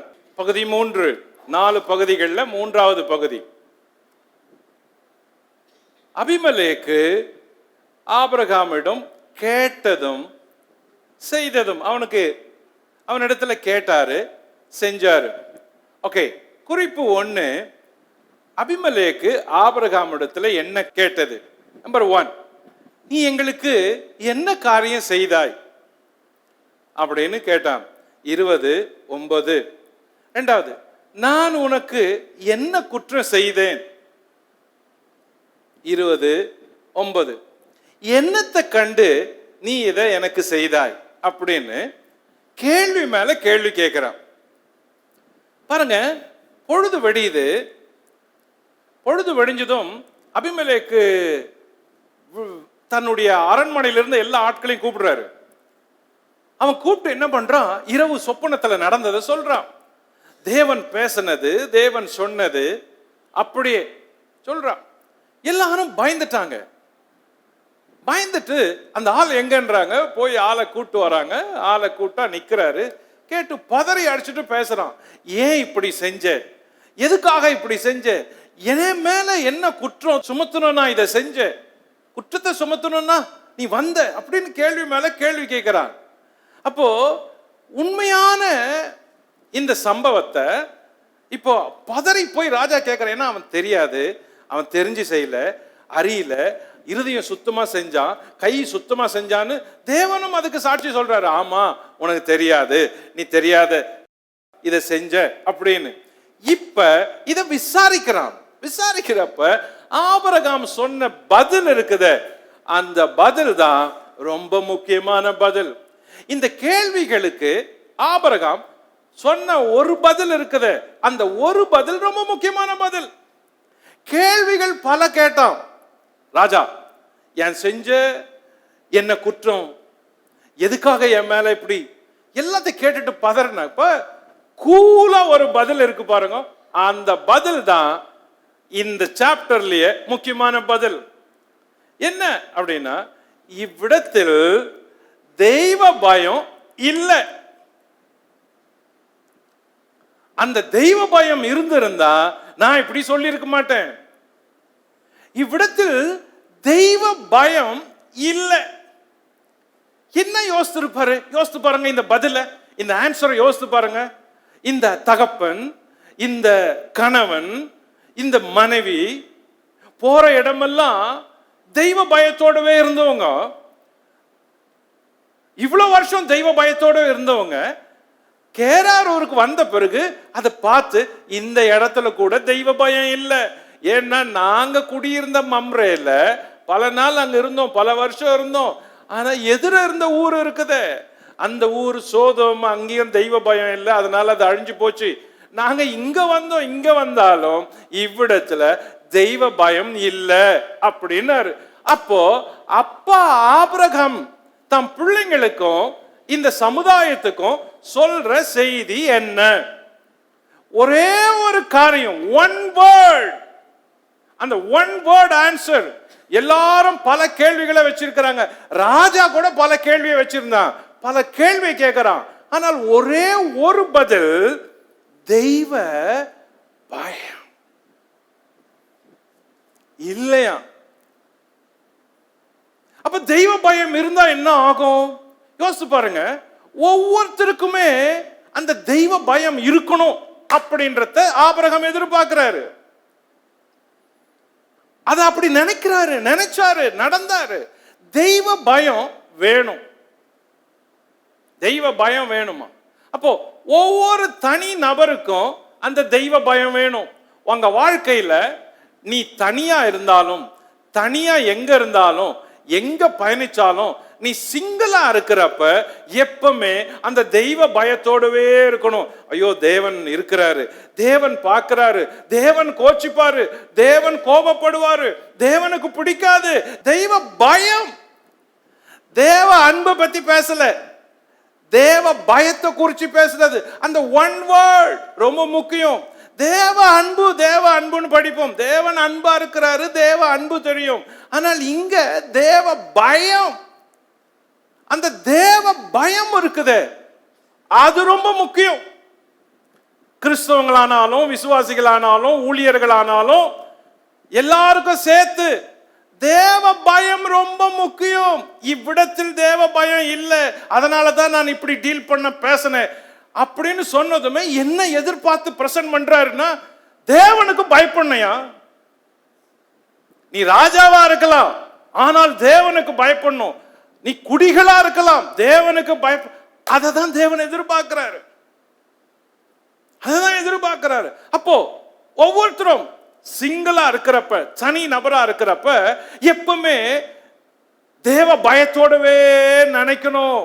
எதை செஞ்சாலும், எதை பார்த்தாலும், எதை பேசினாலும் தேவ பயம், தேவ பயம், தேவ பயம். சோ அந்த பயம் இருக்கணும். அந்த பயம் இல்ல, அந்த பயம் இல்ல. சிங்கிளா இருக்கிறப்ப, டபுளா இருக்கிறப்ப எப்பவுமே தேவ பயம் இருக்கணும். எப்படி பேசுறோம், ஏன் சண்டை போடுறோம், என்ன பேசுறோம். புருஷன் மனைவி அடிக்கிறப்ப ஓ தேவ பயம் இல்ல. பயம் இருந்தா கை ஓங்காது. மனைவி வாயாடுறப்ப தேவ பயம் இல்ல. தேவ பயம் இருந்தா ஐயோ தேவன் கேட்பாரு, தேவன் கோச்சிக்குவாரோ, பயம். பிள்ளைங்க குடும்பம் எல்லாம் சேர்ந்து தேவ பயம் குடும்பமா இருக்கணும். ஐயோ தேவனுக்கு பயப்படுறோம், டைம் ஆயிடுச்சு, ஜெபம் பண்ணணும், முழங்கால் பண்ணணும், வேதம் வாசிக்கணும், குடும்பமா வாசிக்கணும். இது பயம். தேவனுக்கு பயந்து பயந்து பயந்து வளையிறது. சபையில தேவ பயம் இருக்கணும், தேவ பயம் இருக்கணும். ஆராதனை செய்யறப்ப தேவ பயத்தோட, இசை வாசிக்கிறப்ப தேவ பயத்தோட, வர்ஷிப் எடுக்கிறப்ப தேவ பயத்தோட, தேவனை தொழறப்ப தேவ பயத்தோட, நடுக்கத்தோட. அந்த பயம் இல்ல சார் இந்த காலத்துல. உனக்கு கூட அந்த பயம் இல்ல, பயம் இல்ல. தேவ பயம் இருந்தா ஜெபம் பண்ணாத மேடை ஏற மாட்டேன். தேவ பயம் இருந்தா பயந்து பயந்து உபவாசம் இருந்து இருந்து வருவேன். தேவ பயம் இல்லாததுனால ரொம்ப ஈஸி ஆயிடுச்சு. ஓவர் டாக்கிங் ஸ்டேஜில், ஓவர் பயம் இல்லாத துணிகரமா. இப்ப பயம் இல்ல. ஊழியம் செய்யறதுக்கு கூட தேவனுக்கு பயந்து செய்யணும். அவர் அப்பா தானே, நான் அவருக்கு புள்ள தானே, அப்படி சொல்றவங்க எவ்வளவு பேரு பிரசங்கம் பண்றாங்க. நீ தேவனுடைய புள்ள, உனக்கு எல்லா உரிமையும் இருக்குது, எல்லாம் நல்லது. ஆனால் தேவ பயத்தை குறிச்சு அப்பா சொல்றாரு, இவ்விடத்தில் தேவ பயம் இல்ல. தேவனுக்கு பயப்படணும்ன்றது பேசிக்கா இருக்கணும். விசுவாசிகள் ஆன பிறகு கூட பயத்துடனே கர்த்தரை சேவியுங்கள், நடுக்கத்துடனே களி கூறுங்கள் அப்படின்னு சொன்னது. அந்த fear of God இல்லையே, இல்லையே. அது இருந்தா இவ்வளவு அலங்கோலங்கள் இருக்காது. சபையில உங்களுக்கு பயம் இல்லாம போனா சபை காரியத்துல வெளியே போலீஸ் வரைக்கும் போவீங்க, கோர்ட் வரைக்கும் போவீங்க. அப்போ தேவ பயம் இல்ல. சபைக்குள்ள அரசியல்வாதிகளை கூட்டிட்டு வருவீங்க, சபைக்குள்ள அடியாட்களை கூட்டிட்டு வரீங்க, குண்டாசுகளை கூட்டிட்டு வரீங்க. தேவ பயம் இல்லையே. இருந்தா அப்படி எல்லாம் நடக்குமா? தேவ பயம் இருந்தா எலெக்ஷன்ல ப்ராப்ளம், லஞ்சம் கொடுக்கிறோம், போஸ்ட் வாங்குறோம். தேவ பயம் இல்லையே. தேவ பயம் இருந்தா ஊழியத்தை பணத்துக்காக செய்ய மாட்டோம். தேவ பயம் இருந்தா போய் தீர்க்க தரிசனம் சொல்ல மாட்டோம். தேவ பயம் இருந்தா ஜனங்களை வஞ்சகமா நடத்த மாட்டோம். தேவ பயம் இருந்தா தேவன் நியாயம் விசாரிப்பார் அப்படின்னு நினைப்போம். தேவ பயம் இல்ல. தேவ பயம் இல்லாததுனால ஊழியங்கள் எல்லாம் குளிரா இருக்குது. அனல் இல்ல, ஆவியில அனல் இல்ல, கிரியைகள் இல்ல, அற்புத அடையாளங்கள் இல்ல. வனாந்தரத்துல கூப்பிடுற ஒரு சத்தம் இருந்துச்சுன்னு எல்லாம் திரும்பி பார்த்தாங்க. யோர்தான் நதியில பேரு யோவான் ஸ்நானகன். ஏன் திரும்பி பார்த்தாங்க? எல்லாம் சொன்னாங்க, நாங்கள் என்ன செய்ய வேண்டும் அப்படின்னு கேட்டாங்க. இன்னைக்கு எவ்வளவு பேர் அப்படி கேட்கிறாங்க? தேவ பயம் இல்லாததுனால அன்னைக்கு புருஷனும் மனைவியும் தங்களுடைய வீட்டை வித்துட்டு பொய் சொல்லிட்டு காணிக்கையை கொண்டு வந்து அப்போஸ்தலர் பாதத்துல வச்சாங்க. ஒரு பங்கை மறைச்சி. தேவ பயம் இல்ல. அதனால என்ன ஆச்சு? அதே இடத்துல செத்துட்டாள். புருஷனும் மனைவியும் வித்தது அவங்க, அவங்க வீடு, அவங்க பணம். ஆனா பொய் சொன்னதுனால ஐயோ, இன்னைக்கு அப்படிப்பட்ட மரணங்கள் சபைக்குள்ள வருமானா எவ்வளவு பேர் பிணங்களா இருப்போம்? எவ்வளவு பேர் பிணங்களா விழுந்து கிடப்போம்? தேவ பயம் இல்ல. நம்ம துதியில, பாடல்ல, ஆராதனையில, செய்தியில, இசை வாசிக்கிறதுல, பாடல் எழுதுறதுல, பிரசங்கம் பண்றதுல, ஜெபம் பண்றதுல, உடுத்துறதுல, காணிக்க கொடுக்கறதுல, ஆண்டவரை சேவிக்கிறதுல, ஆலயத்துக்கு வர்றதுல, ஊழியத்துக்கு போறதுல தேவ பயம் இல்லையே. தேவ பயம் இல்ல. Where are you today? God is speaking to you directly.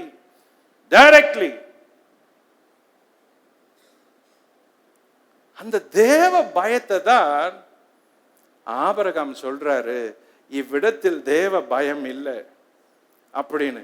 தேவ பயம் இருந்தா உங்க வீட்டுல சினிமா ஓடுமா? அது உன் தேவனுடைய வீடு இல்லையா?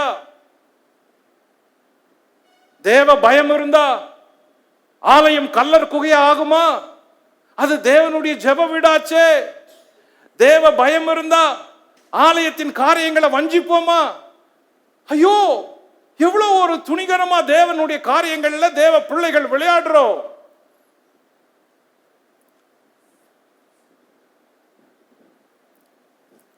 ஆபிரகாம் சொன்னாரு, எஸ், இவ்விடத்தில் தேவ பயம் இல்லைன்னு பார்த்தேன். அப்படி பார்த்ததுனால தான் நான் இதை சொன்னேன் அப்படின்னு. அப்போ ஒரு தகப்பன் தேவ பயத்தோட இருக்கணும்ன்றத ஆபிரகாம் தகப்பன் நம்ம எல்லாருக்கும் சொல்றாரு. சகோதரரே, சகோதரிகளே, பிள்ளைகளே, ஊழியர்களே, ஊழியம் செய்கிறவர்களே, சபையிலே முக்கிய இடத்துல இருப்பவர்களே, சபைக்கு உதவி செய்கிறவர்களே, ஊழியத்தில் பங்கேற்கிறவர்களே, ஆலயத்துக்கு உதவுகிறவர்களே, ஞாபகம் வைத்துக் கொள்ளுங்கள், ஒவ்வொரு காரியத்தையும் தேவனுக்கு பயந்து செய்ய பழகுவோம். யாரும் பார்க்கிறாங்களோ இல்லையோ, தேவனுக்கு பயந்து செய்ய நினைக்கணும். இன்னைக்கு சொல்ற பாடம் இதுதான். எல்லாருக்கும், என் செய்தியை தொலைக்காட்சியில கேட்கிறவங்களுக்கும் சேர்த்து சொல்றேன். தேவ பயம் இருக்கிறது, அது ரொம்ப முக்கியம். முதல்ல தேவ பயம் வேணும், அப்புறம் தான் தேவ அன்பு வரும். அவர் சொன்னாரு, அதுதான் காரணமா சொன்னாரு. இந்த காரணத்தை கேட்கிறாரு. கேட்டுட்டு கவனிங்க, அபிமெலேக்கு என்ன செஞ்சாரு? வேற எந்த ப்ராப்ளம் சொல்லல அவரு. தேவ பயம் இல்லை சார் இந்த ஊர்ல, அதான் சொன்னேன். அவன் மனம் போல வாழ்றான் அப்படின்னு சொன்னதுமே அவன் புரிஞ்சுக்கணும், ஆமா இல்ல அப்படின்னு. சோ பர்சனலா எதுவும் சொல்லல. பர்சனலா ஆபிரகாம் அபிமெலேக்க திட்டல, அபிமெலேக்கும் ஆபிரகாம பர்சனலா தண்டிக்கல. சொன்ன ரீசன் நியாயமான ரீசன். இப்போ அவன் பார்த்தான், முடிவுல அவங்க போறப்ப ஆபிரகாமுக்கு அவன் செய்தது உதவிகளை பாருங்க. ஆபிரகாமுக்கு செய்தது நம்பர் 1, ஆடு மாடுகள் வேலைக்காரர் வேலைக்காரிகளை ஆபிரகாமுக்கு கொடுத்தான். நம்பர் 2, சாராளையும் திரும்ப ஒப்புவித்தான். நம்பர் 3, தேசத்தில் குடியிருக்க சம்மதித்தான். ஆதி 20:15. நம்பர் 4, 1000 வெள்ளிக்காசை கொடுத்தான். ஆதியாகமம் 20:16. நம்பர் 5, சாரால கடிந்து கொண்டான். ஆதியாகமம் 20:16. ஆக இவ்வளவு காரியங்களையும் அபிமெலேக்கு அவங்களுக்கு செஞ்சான். ஏன் சாரால கடிஞ்சு கொண்டான்? சாரால் கூட அப்படி சொல்லி இருக்கிறான். ஆபிரகாம் மட்டும் சொல்லல, சாராலும் அப்படி சொல்லி இருக்கணும். ஆமா, அவர் எங்க பிரதர் தான், என்னுடைய பிரதரு அப்படின்னு சொல்லி இருக்கணும் அவன் உள்ள வந்ததுமே. சோ அதையும் ராஜா நம்பினான். அப்போ இங்க சாராளுக்கு ஸ்பெஷலா கடிந்து கொண்டது காரணம், உன்னால தானே இவ்வளவு பிரச்சனை, அதை முதல்ல சொல்லாத போயிட்டியே, இந்தா போ அப்படின்னு சொல்லி அனுப்புறது. ஓகே, அப்போ இந்த சாப்டர்ல ஆபிரகாம் மட்டும் தவறு செய்யல, 2 பேருமே சேர்ந்து அதை முடிவு பண்ணது அப்படின்னு தெரியுது. ஓகே, பகுதி 4, ஆபிரகாம் அபிமெலேக்குக்காக ஜெபித்ததும் நடந்ததும் 20:17 முதல் 18 வாசிப்போம். ஆபிரகாமுடைய மனைவி மனைவியாகிய சாராளின் நிமித்தம் கர்த்தர் அபிமெலேக்குடைய வீட்டாரின் கர்ப்பங்களை எல்லாம் அடைத்திருந்தபடியால் ஆபிரகாம் தேவனை நோக்கி வேண்டிக் கொண்டான். அப்பொழுது தேவன் அபிமெலேக்கையும் அவன் மனைவியையும் அவன் வேலைக்காரரையும் குணமாக்கி பிள்ளை பெறும்படி அனுக்கிரகம் பண்ணினார். ஓகே, 4வது பகுதியில ஆபிரகாம் ஜெபித்தார். கவனிங்க, என்ன பண்ணாரு? ஆபிரகாம் தேவனை நோக்கி வேண்டிக் கொண்டான். 18ஆம் வசனத்தை கவனிப்போம். ஆபிரகாம் தேவனை நோக்கி வேண்டிக் கொண்டான். அப்போ அவன் ஜெபம் பண்ணாரு, அவரு வேண்டிக் கொண்டான். என்ன வேண்டி இருப்பாரு? அபிமெலேக்காக என்ன வேண்டி இருப்பாரு?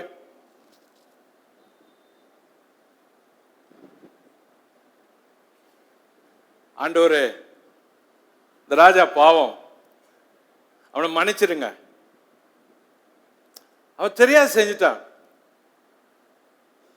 இந்த இடத்துல ஆபிரகாம் தவறு செஞ்சிருந்தா இப்போ ஆபிரகாம அபிமெலேக்கு மேல வைக்கிறார் தேவன். ஆபிரகாம் ஜெபம் பண்ணி அபிமெலேக்கு ஹீல் பண்றாரு, அவங்க குடும்பத்தை ஹீல் பண்றாரு. ராஜாவே தலை வணங்கும்படி ஆயிடுச்சு.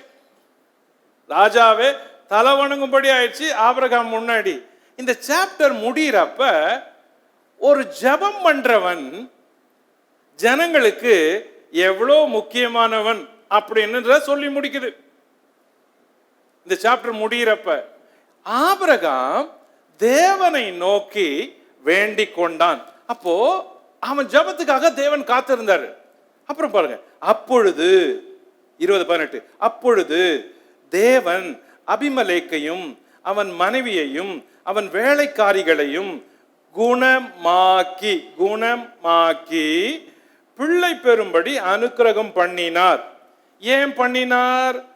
17 வாஸ்தா, ஆபிரகாமுடைய மனைவியாகிய சாராளின் நிமித்தம் கர்த்தர் அபிமெலேக்குடைய வீட்டாரின் கர்ப்பங்களை எல்லாம் அடைத்திருந்தபடியினாலே. அப்போ அபிமெலேக்கு வீட்டுல சிக்னஸ் வந்துருச்சு. எப்ப வந்துச்சு? எப்ப சாரால் உள்ள நுழைஞ்சாங்களோ அப்பவே சிக்னஸ் வந்துருச்சு, சாராளின் நிமித்தம். இது அவன் கவனிக்கல, பின்னால கவனிக்க ஆரம்பிக்கிறான். இப்போ சாப்டர் முடிகிறப்ப, நிகழ்ச்சி முடிகிறப்ப இவ்வளவு பொருள்களை கொடுத்துட்டு ஆபிரகாம் வாங்கிட்டு சும்மா போல. ராஜா இவ்வளவு பொருளை கொடுக்கறான், ஆடு மந்த வேலைக்காரர்கள் 1000 வெள்ளிக்காசு எல்லாத்தையும் கொடுத்துட்டு போறப்ப ஆபிரகாம் வெறும் பணத்துக்காகவும் பொருளுக்காகவும் ராஜாவினிடத்துல இருந்திருந்தா அதை வாங்கிட்டு அமைதியா போயிருக்கணும். ஆனா அவர் இப்ப ஜெபம் பண்றாரு, வேண்டிக்கிறாரு. என்ன வேண்டிக்கிறாரு? அந்த பொருளை விட பணத்தை விட அவனுக்காக ஆபிரகாம் ஜெபிக்கிறாரு. அவன் வேண்டிக் கொண்டான். அப்பொழுது தேவன் அபிமெலேக்கையும் அவன் வீட்டார் எல்லாரையும் குணமாக்கி அனுக்கிரகம் பண்ணாராம். ஒருவனுடைய ஜெபம் ஒரு வீட்டை எப்படி குணமாக்குது? ஒருவனுடைய ஜெபம் ஒரு மனுஷனை, அவன் மனைவிய, அவன் பிள்ளைகளை, அவன் வேலைக்காரரை எப்படி குணமாக்குது? அந்த ஜெபத்தை கேட்கறதுக்காக தேவன் காத்திருக்கிறாரு. தேவன் முதல்ல சொன்னாரு, அவன் ஒரு தீர்க்கதரிசி, அவன் நீ பிழைக்கும்படி உனக்காக வேண்டிக் கொள்ளுவான்னாரு. அதே மாதிரி ஆபிரகாம் ஜெபம் பண்ணி வேண்டிக்கிறாரு. அப்போ ஹீலிங் நடக்குது. இங்க பாருங்க, ஆபிரகாம் வெறும் அப்பாவா மாத்திரம் இல்ல, சாராளுடைய புருஷனா மட்டும் இல்ல, ஊழியம் செய்யற ஒரு கணவனா இருக்கிறாரு, ஜெபிக்கிற கணவனா இருக்கிறாரு, மற்றவங்களுக்கு சுகத்தை கொண்டு வருவரா இருக்கிறாரு, ஒரு குடும்பத்துக்கு ஆசீர்வாதமா காப்பாற்றுறவரா இருக்கிறாரு. அப்போ ஒவ்வொருவரும் ஜெபிக்கிற ஒவ்வொருவரும் எவ்வளவு முக்கியம்? ஜெபிக்கிற ஒவ்வொருவரும் ஒவ்வொரு ஃபேமிலிக்கு எவ்வளவு முக்கியம்? ஒவ்வொருவருடைய ஜெபத்தினால ஒவ்வொரு குடும்பத்தை காப்பாற்றலாம். ஒருத்தர் ஜெபம் பண்ணாரு, பேரு ஆபிரகாம். அவர் ஒருத்தர் ஜெபத்துல அபிமெலேக்கு ராஜா, அவன் மனைவி, அவன் பிள்ளைங்க, அவன் வேலைக்காரங்க, அவனுக்கு வீட்டார் எல்லாரும் குணமாகினாங்க. அப்போ ஒரு மனுஷனுடைய ஜெபம் ஒரு முழு குடும்பத்தையும் மாத்துது. ஒருத்தருடைய ஒரு ஜெபம் ஒரு முழு குடும்பத்தையும் குணமாக்குது. ஒருத்தருடைய ஒரே ஜெபம் ஒரு முழு குடும்பத்துக்கும் விடுதலையை கொண்டு வருது. தேவன் ஆரம்பத்திலேயே இந்த ரகசியத்தை சொல்லிடுறாரு, வச்சிடுறாரு. ஆபிரகாமே அப்படி ஜெபிச்சா ஆபிரகாம் பிள்ளைங்க எப்படி ஜெபிக்கணும்? நம்ம அப்பா ஆபிரகாம் ஒரு குடும்பத்துக்கே விடுதலை கொடுத்து குணமாக்கி அனுக்கிரகத்தை கொண்டு வந்தாரு. அப்ப நம்ம எப்படி செய்யணும்? நம்மளும் அதானே செய்யணும். ஆதியாகமம் 20ஆம் அதிகாரம் அதுதானே நமக்கு சொல்லி கொடுக்குது. ஆபிரகாம் நமக்கு அதானே சொல்லி கொடுக்கிறாரு. அப்போ ஒவ்வொருத்தருடைய குடும்பமும் எதால மாற்றப்படுது? ஜெபிக்கிற ஒரு நபரால மாற்றப்படுது.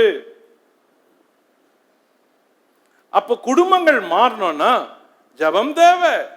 சுகம் ஆகணும்னா ஜெபம் தேவை. நீ தீர்க்கதரிசியா இருந்து ஊழியம் செய்யணும்னா ஜெபம் தேவை. அவிசுவாசியை மாத்தணும்னா ஜெபம் தேவை. பாவிய மாத்தணும்னா ஜெபம் தேவை. அநீதிமான மாத்தணும்னா ஜெபம் தேவை. இங்க ஜெபிக்கிறவர் நீதிமான், ஜெபிக்கிறவர் ஆபிரகாம். அங்க எதிர இருந்தவன் அநீதிமான், பாவம் செய்தவன், துன்மார்க்கன், தேவனை அறியாதவன், பல தெய்வங்களை வழிபட்டவன். அவனுக்கு ஒரு சுகத்தை ஒரு மனுஷன் கொண்டு வந்தார். தேவனிடத்துல வேண்டுதல் செய்தா. என் அன்புக்குரியவங்களே, ஜெபம், ஒவ்வொருத்தருடைய ஜெபம் எவ்வளவு பெரிய முக்கியமான வேலையை செய்து அப்படின்றத இந்த ராத்திரி உங்களுக்கு நான் தெரிவிப்பதில் சந்தோஷப்படுறேன். அது ரொம்ப முக்கியம், அது ரொம்ப முக்கியம். அப்போ இந்த சாப்டர் முடிகிறப்ப ஒரு சுகத்தோட முடியுது, சுகத்தோட முடியுது. ஓகே, நம்பர் 2, தேவன் அபிமெலேக்கையும் அவன் மனைவியையும் வேலைக்காரிகளையும் குணமாக்கினார். 20:18 குணமாக்கினார். நம்பர் 3, தேவன் அவர்கள் பிள்ளை பெறும்படி அனுக்கிரகம் பண்ணினார். 20:18 சாராளி நிமித்தம் கர்த்தர் அபிமெலேக்குடைய வீட்டாரின் கர்ப்பங்களை அடைத்து வைத்திருந்தார். இப்போ எல்லாரையும் குணமாக்கிறார். அவனுக்கும் மன்னிப்பு கிடைச்சிருச்சு, விடுதலை கிடைச்சிருச்சு, சுகம் கிடைச்சிருச்சு. தேவனை அறிஞ்சா, தேவனை பத்தி புரிஞ்சுக்கிடுச்சு அபிமெலேக்கு. அப்போ ஒரு மனுஷன் ஒரு ஊரையும் மாத்துறான், ஒரு வீட்டையும் மாத்துறான் ஜெபத்தினால. அப்படின்றது இந்த அதிகாரம் நம்ம எல்லாருக்கும் ஒரு பாடத்தை சொல்லி கொடுக்குது. ஆதியாகமம் 20ஆம் அதிகாரம் சொல்ற முக்கிய செய்திகள். நம்பர் 1, அவள் ஒருவனுடைய மனைவி அப்படின்றத தேவன் தெரிஞ்சு வச்சிருக்கிறாரு. தேவன் அதை அங்கீகரிக்கிறாரு. தேவன் அதை காப்பாத்துறாரு. நம்பர் 2, நீ பாவம் செய்யாதபடிக்கு உன்னை தடுத்தேன். ஆதியாக 20:6 ஒவ்வொருவரையும் பாவம் செய்யக்கூடாது என்பதை தேவன் விரும்புறாரு. அப்படி செஞ்சா தடுக்க நினைக்கிறாரு. அதை தேவன் பாவம் செய்யறவங்களுக்கு உதவி செய்யறதா நினைக்கிறார். ஓகே, நீ பாவம் செய்யறல்ல, நான் அதை நீ செய்யாதபடி உன்னை தடுக்கிறேன். உனக்கு அந்த பாவத்திலிருந்து மேல வர கிருபையை கொடுக்கிறேன். நீ அதை ஜெயிச்சு மேல வா அப்படின்ற எண்ணம் கொண்டவரா இருக்கிறாரு. நம்பர் 3, நீ அவளை தொட நான் உனக்கு இடம் கொடுக்கவில்லை. அப்படின்னா நான் உனக்கு இடம் கொடுக்கல, அவள் என் பாதுகாப்புல இருக்கிறா. என்னை மீறி யாரும் அவளை தொற்ற முடியாது. அப்போ ஒரு மனுஷனை, ஒரு மனுஷிய தேவன் முழு பாதுகாப்பா பொறுப்பெடுக்கிறாரு. அவரை மீறி யாரும் தொட முடியாது அப்படின்றத இந்த பகுதி சொல்லுது. 26ல நம்பர் 4, அவன் ஒரு தீர்க்கதரிசி. 27. அப்போ சாதாரண தகப்பன், சாதாரண விசுவாசி, சாதாரண கணவனா அவனை வைக்கல. கடைசியில அவன் ஜெபிக்கிற ஒருவனாக, ஒரு மேன்மை நெருங்கிய தங்கிய தீர்க்கதரிசியா தேவன் ஆபிரகாமை உயர்த்துறாரு. 27. நம்பர் 5, நீ பிழைக்கும்படி அவன் உனக்காக வேண்டுதல் செய்வான். இப்போ எவ்வளவு பெரிய ஆளா இருந்தாலும், உலகத்துல எவ்வளவு பெரிய ஸ்தானத்துல இருந்தாலும், ஜெபிக்கிற ஒருத்தனால தான் அவன் பிழைக்க முடியும். எவ்வளவு பெரிய பதவியில இருந்தாலும், ஜெபம் பண்றவங்க ரொம்ப சாதாரணமானவங்களா இருந்தாலும் உயர்ந்த இடத்துல இருக்கிறவன் பிழைக்கணும்னா, அந்த பெரிய அதிகாரி பிழைக்கணும்னா, இந்த சாதாரண இருக்கிற விசுவாசி கூட ஜெபம் பண்ணாதான் அவன் பிழைக்க முடியும் அப்படின்னு தெரியுது. 20:7. நம்பர் 6, இவ்விடத்தில் தேவ பயம் இல்லை அப்படின்றத ஆபிரகாம் அவனுக்கு சொல்லுகிற செய்தியா சொன்னாரு. ஆபிரகாம் சொன்ன செய்தி என்ன? அபிமெலேக்கு என்ன காஸ்பல் சொன்னாரு? என்ன தேவனுடைய வார்த்தையை சொன்னார்னா, தேவனுக்கு பயப்படுதல் எப்படி அப்படின்றத சொன்னாரு. 20:7. நம்பர் 7, ஆபிரகாம் தேவனை நோக்கி வேண்டிக் கொண்டான். 20:18. அப்போ வேண்டிக் கொள்ளுதல் எவ்வளவு முக்கியம் அப்படின்றத இந்த அதிகாரம் நம்ம எல்லாருக்கும் சொல்லிக் கொடுக்குது. ஆக ஆதியாகமம் 20ஆம் அதிகாரம் ஒவ்வொரு விசுவாசிக்கும் பாடத்தை நேருக்கு நேராய் சொல்லிக் கொடுக்கிற அதிகாரம். இந்த அதிகாரத்தினுடைய ஒவ்வொரு வசனமும் திருமணமானவர்களுக்காக சொல்லப்பட்டிருக்குது. இந்த அதிகாரம் திருமணம் ஆனவங்க எப்படி வாழ்க்கையில பிரச்சனைகளை சந்திச்சாலும் அதை எப்படி மேற்கொண்டு ஜெயிக்க முடியும் அப்படின்றதுக்கு விட சொல்லுது. சாரால், ஆபிரகாம் திருமணமானவங்க. அபிமெலேக்கு திருமணமானவன், அவனுக்கு மனைவி பிள்ளைகள் இருந்தாங்க, வேலைக்காரர் இருந்தாங்க. இந்த அதிகாரத்துல இந்த 3 பேரும் முக்கிய இடத்துல இருக்கிறவங்க. இந்த குடும்பத்தில் உள்ள ஒவ்வொரு செய்தியும் நிகழ்ச்சியும் ஜெபத்தினால எப்படி சரி செய்யப்படும் என்பதை சொல்லி கொடுக்கிற அதிகாரம். இன்னைக்கு இந்த அதிகாரத்தின் பாடங்கள் உங்களுக்கும், உங்கள் தனிப்பட்ட வாழ்க்கைக்கும், உங்களுடைய குடும்ப வாழ்க்கைக்கும் தேவன் பெரிய கிருபையும் ஆசீர்வாதமும் ஆக்குவார் அப்படின்னு விசுவாசிக்கிறேன். தேவ தயவும் கிருபையும் உங்களோட கூட இருப்பதாக. ஜெபம் பண்ணுவோம்.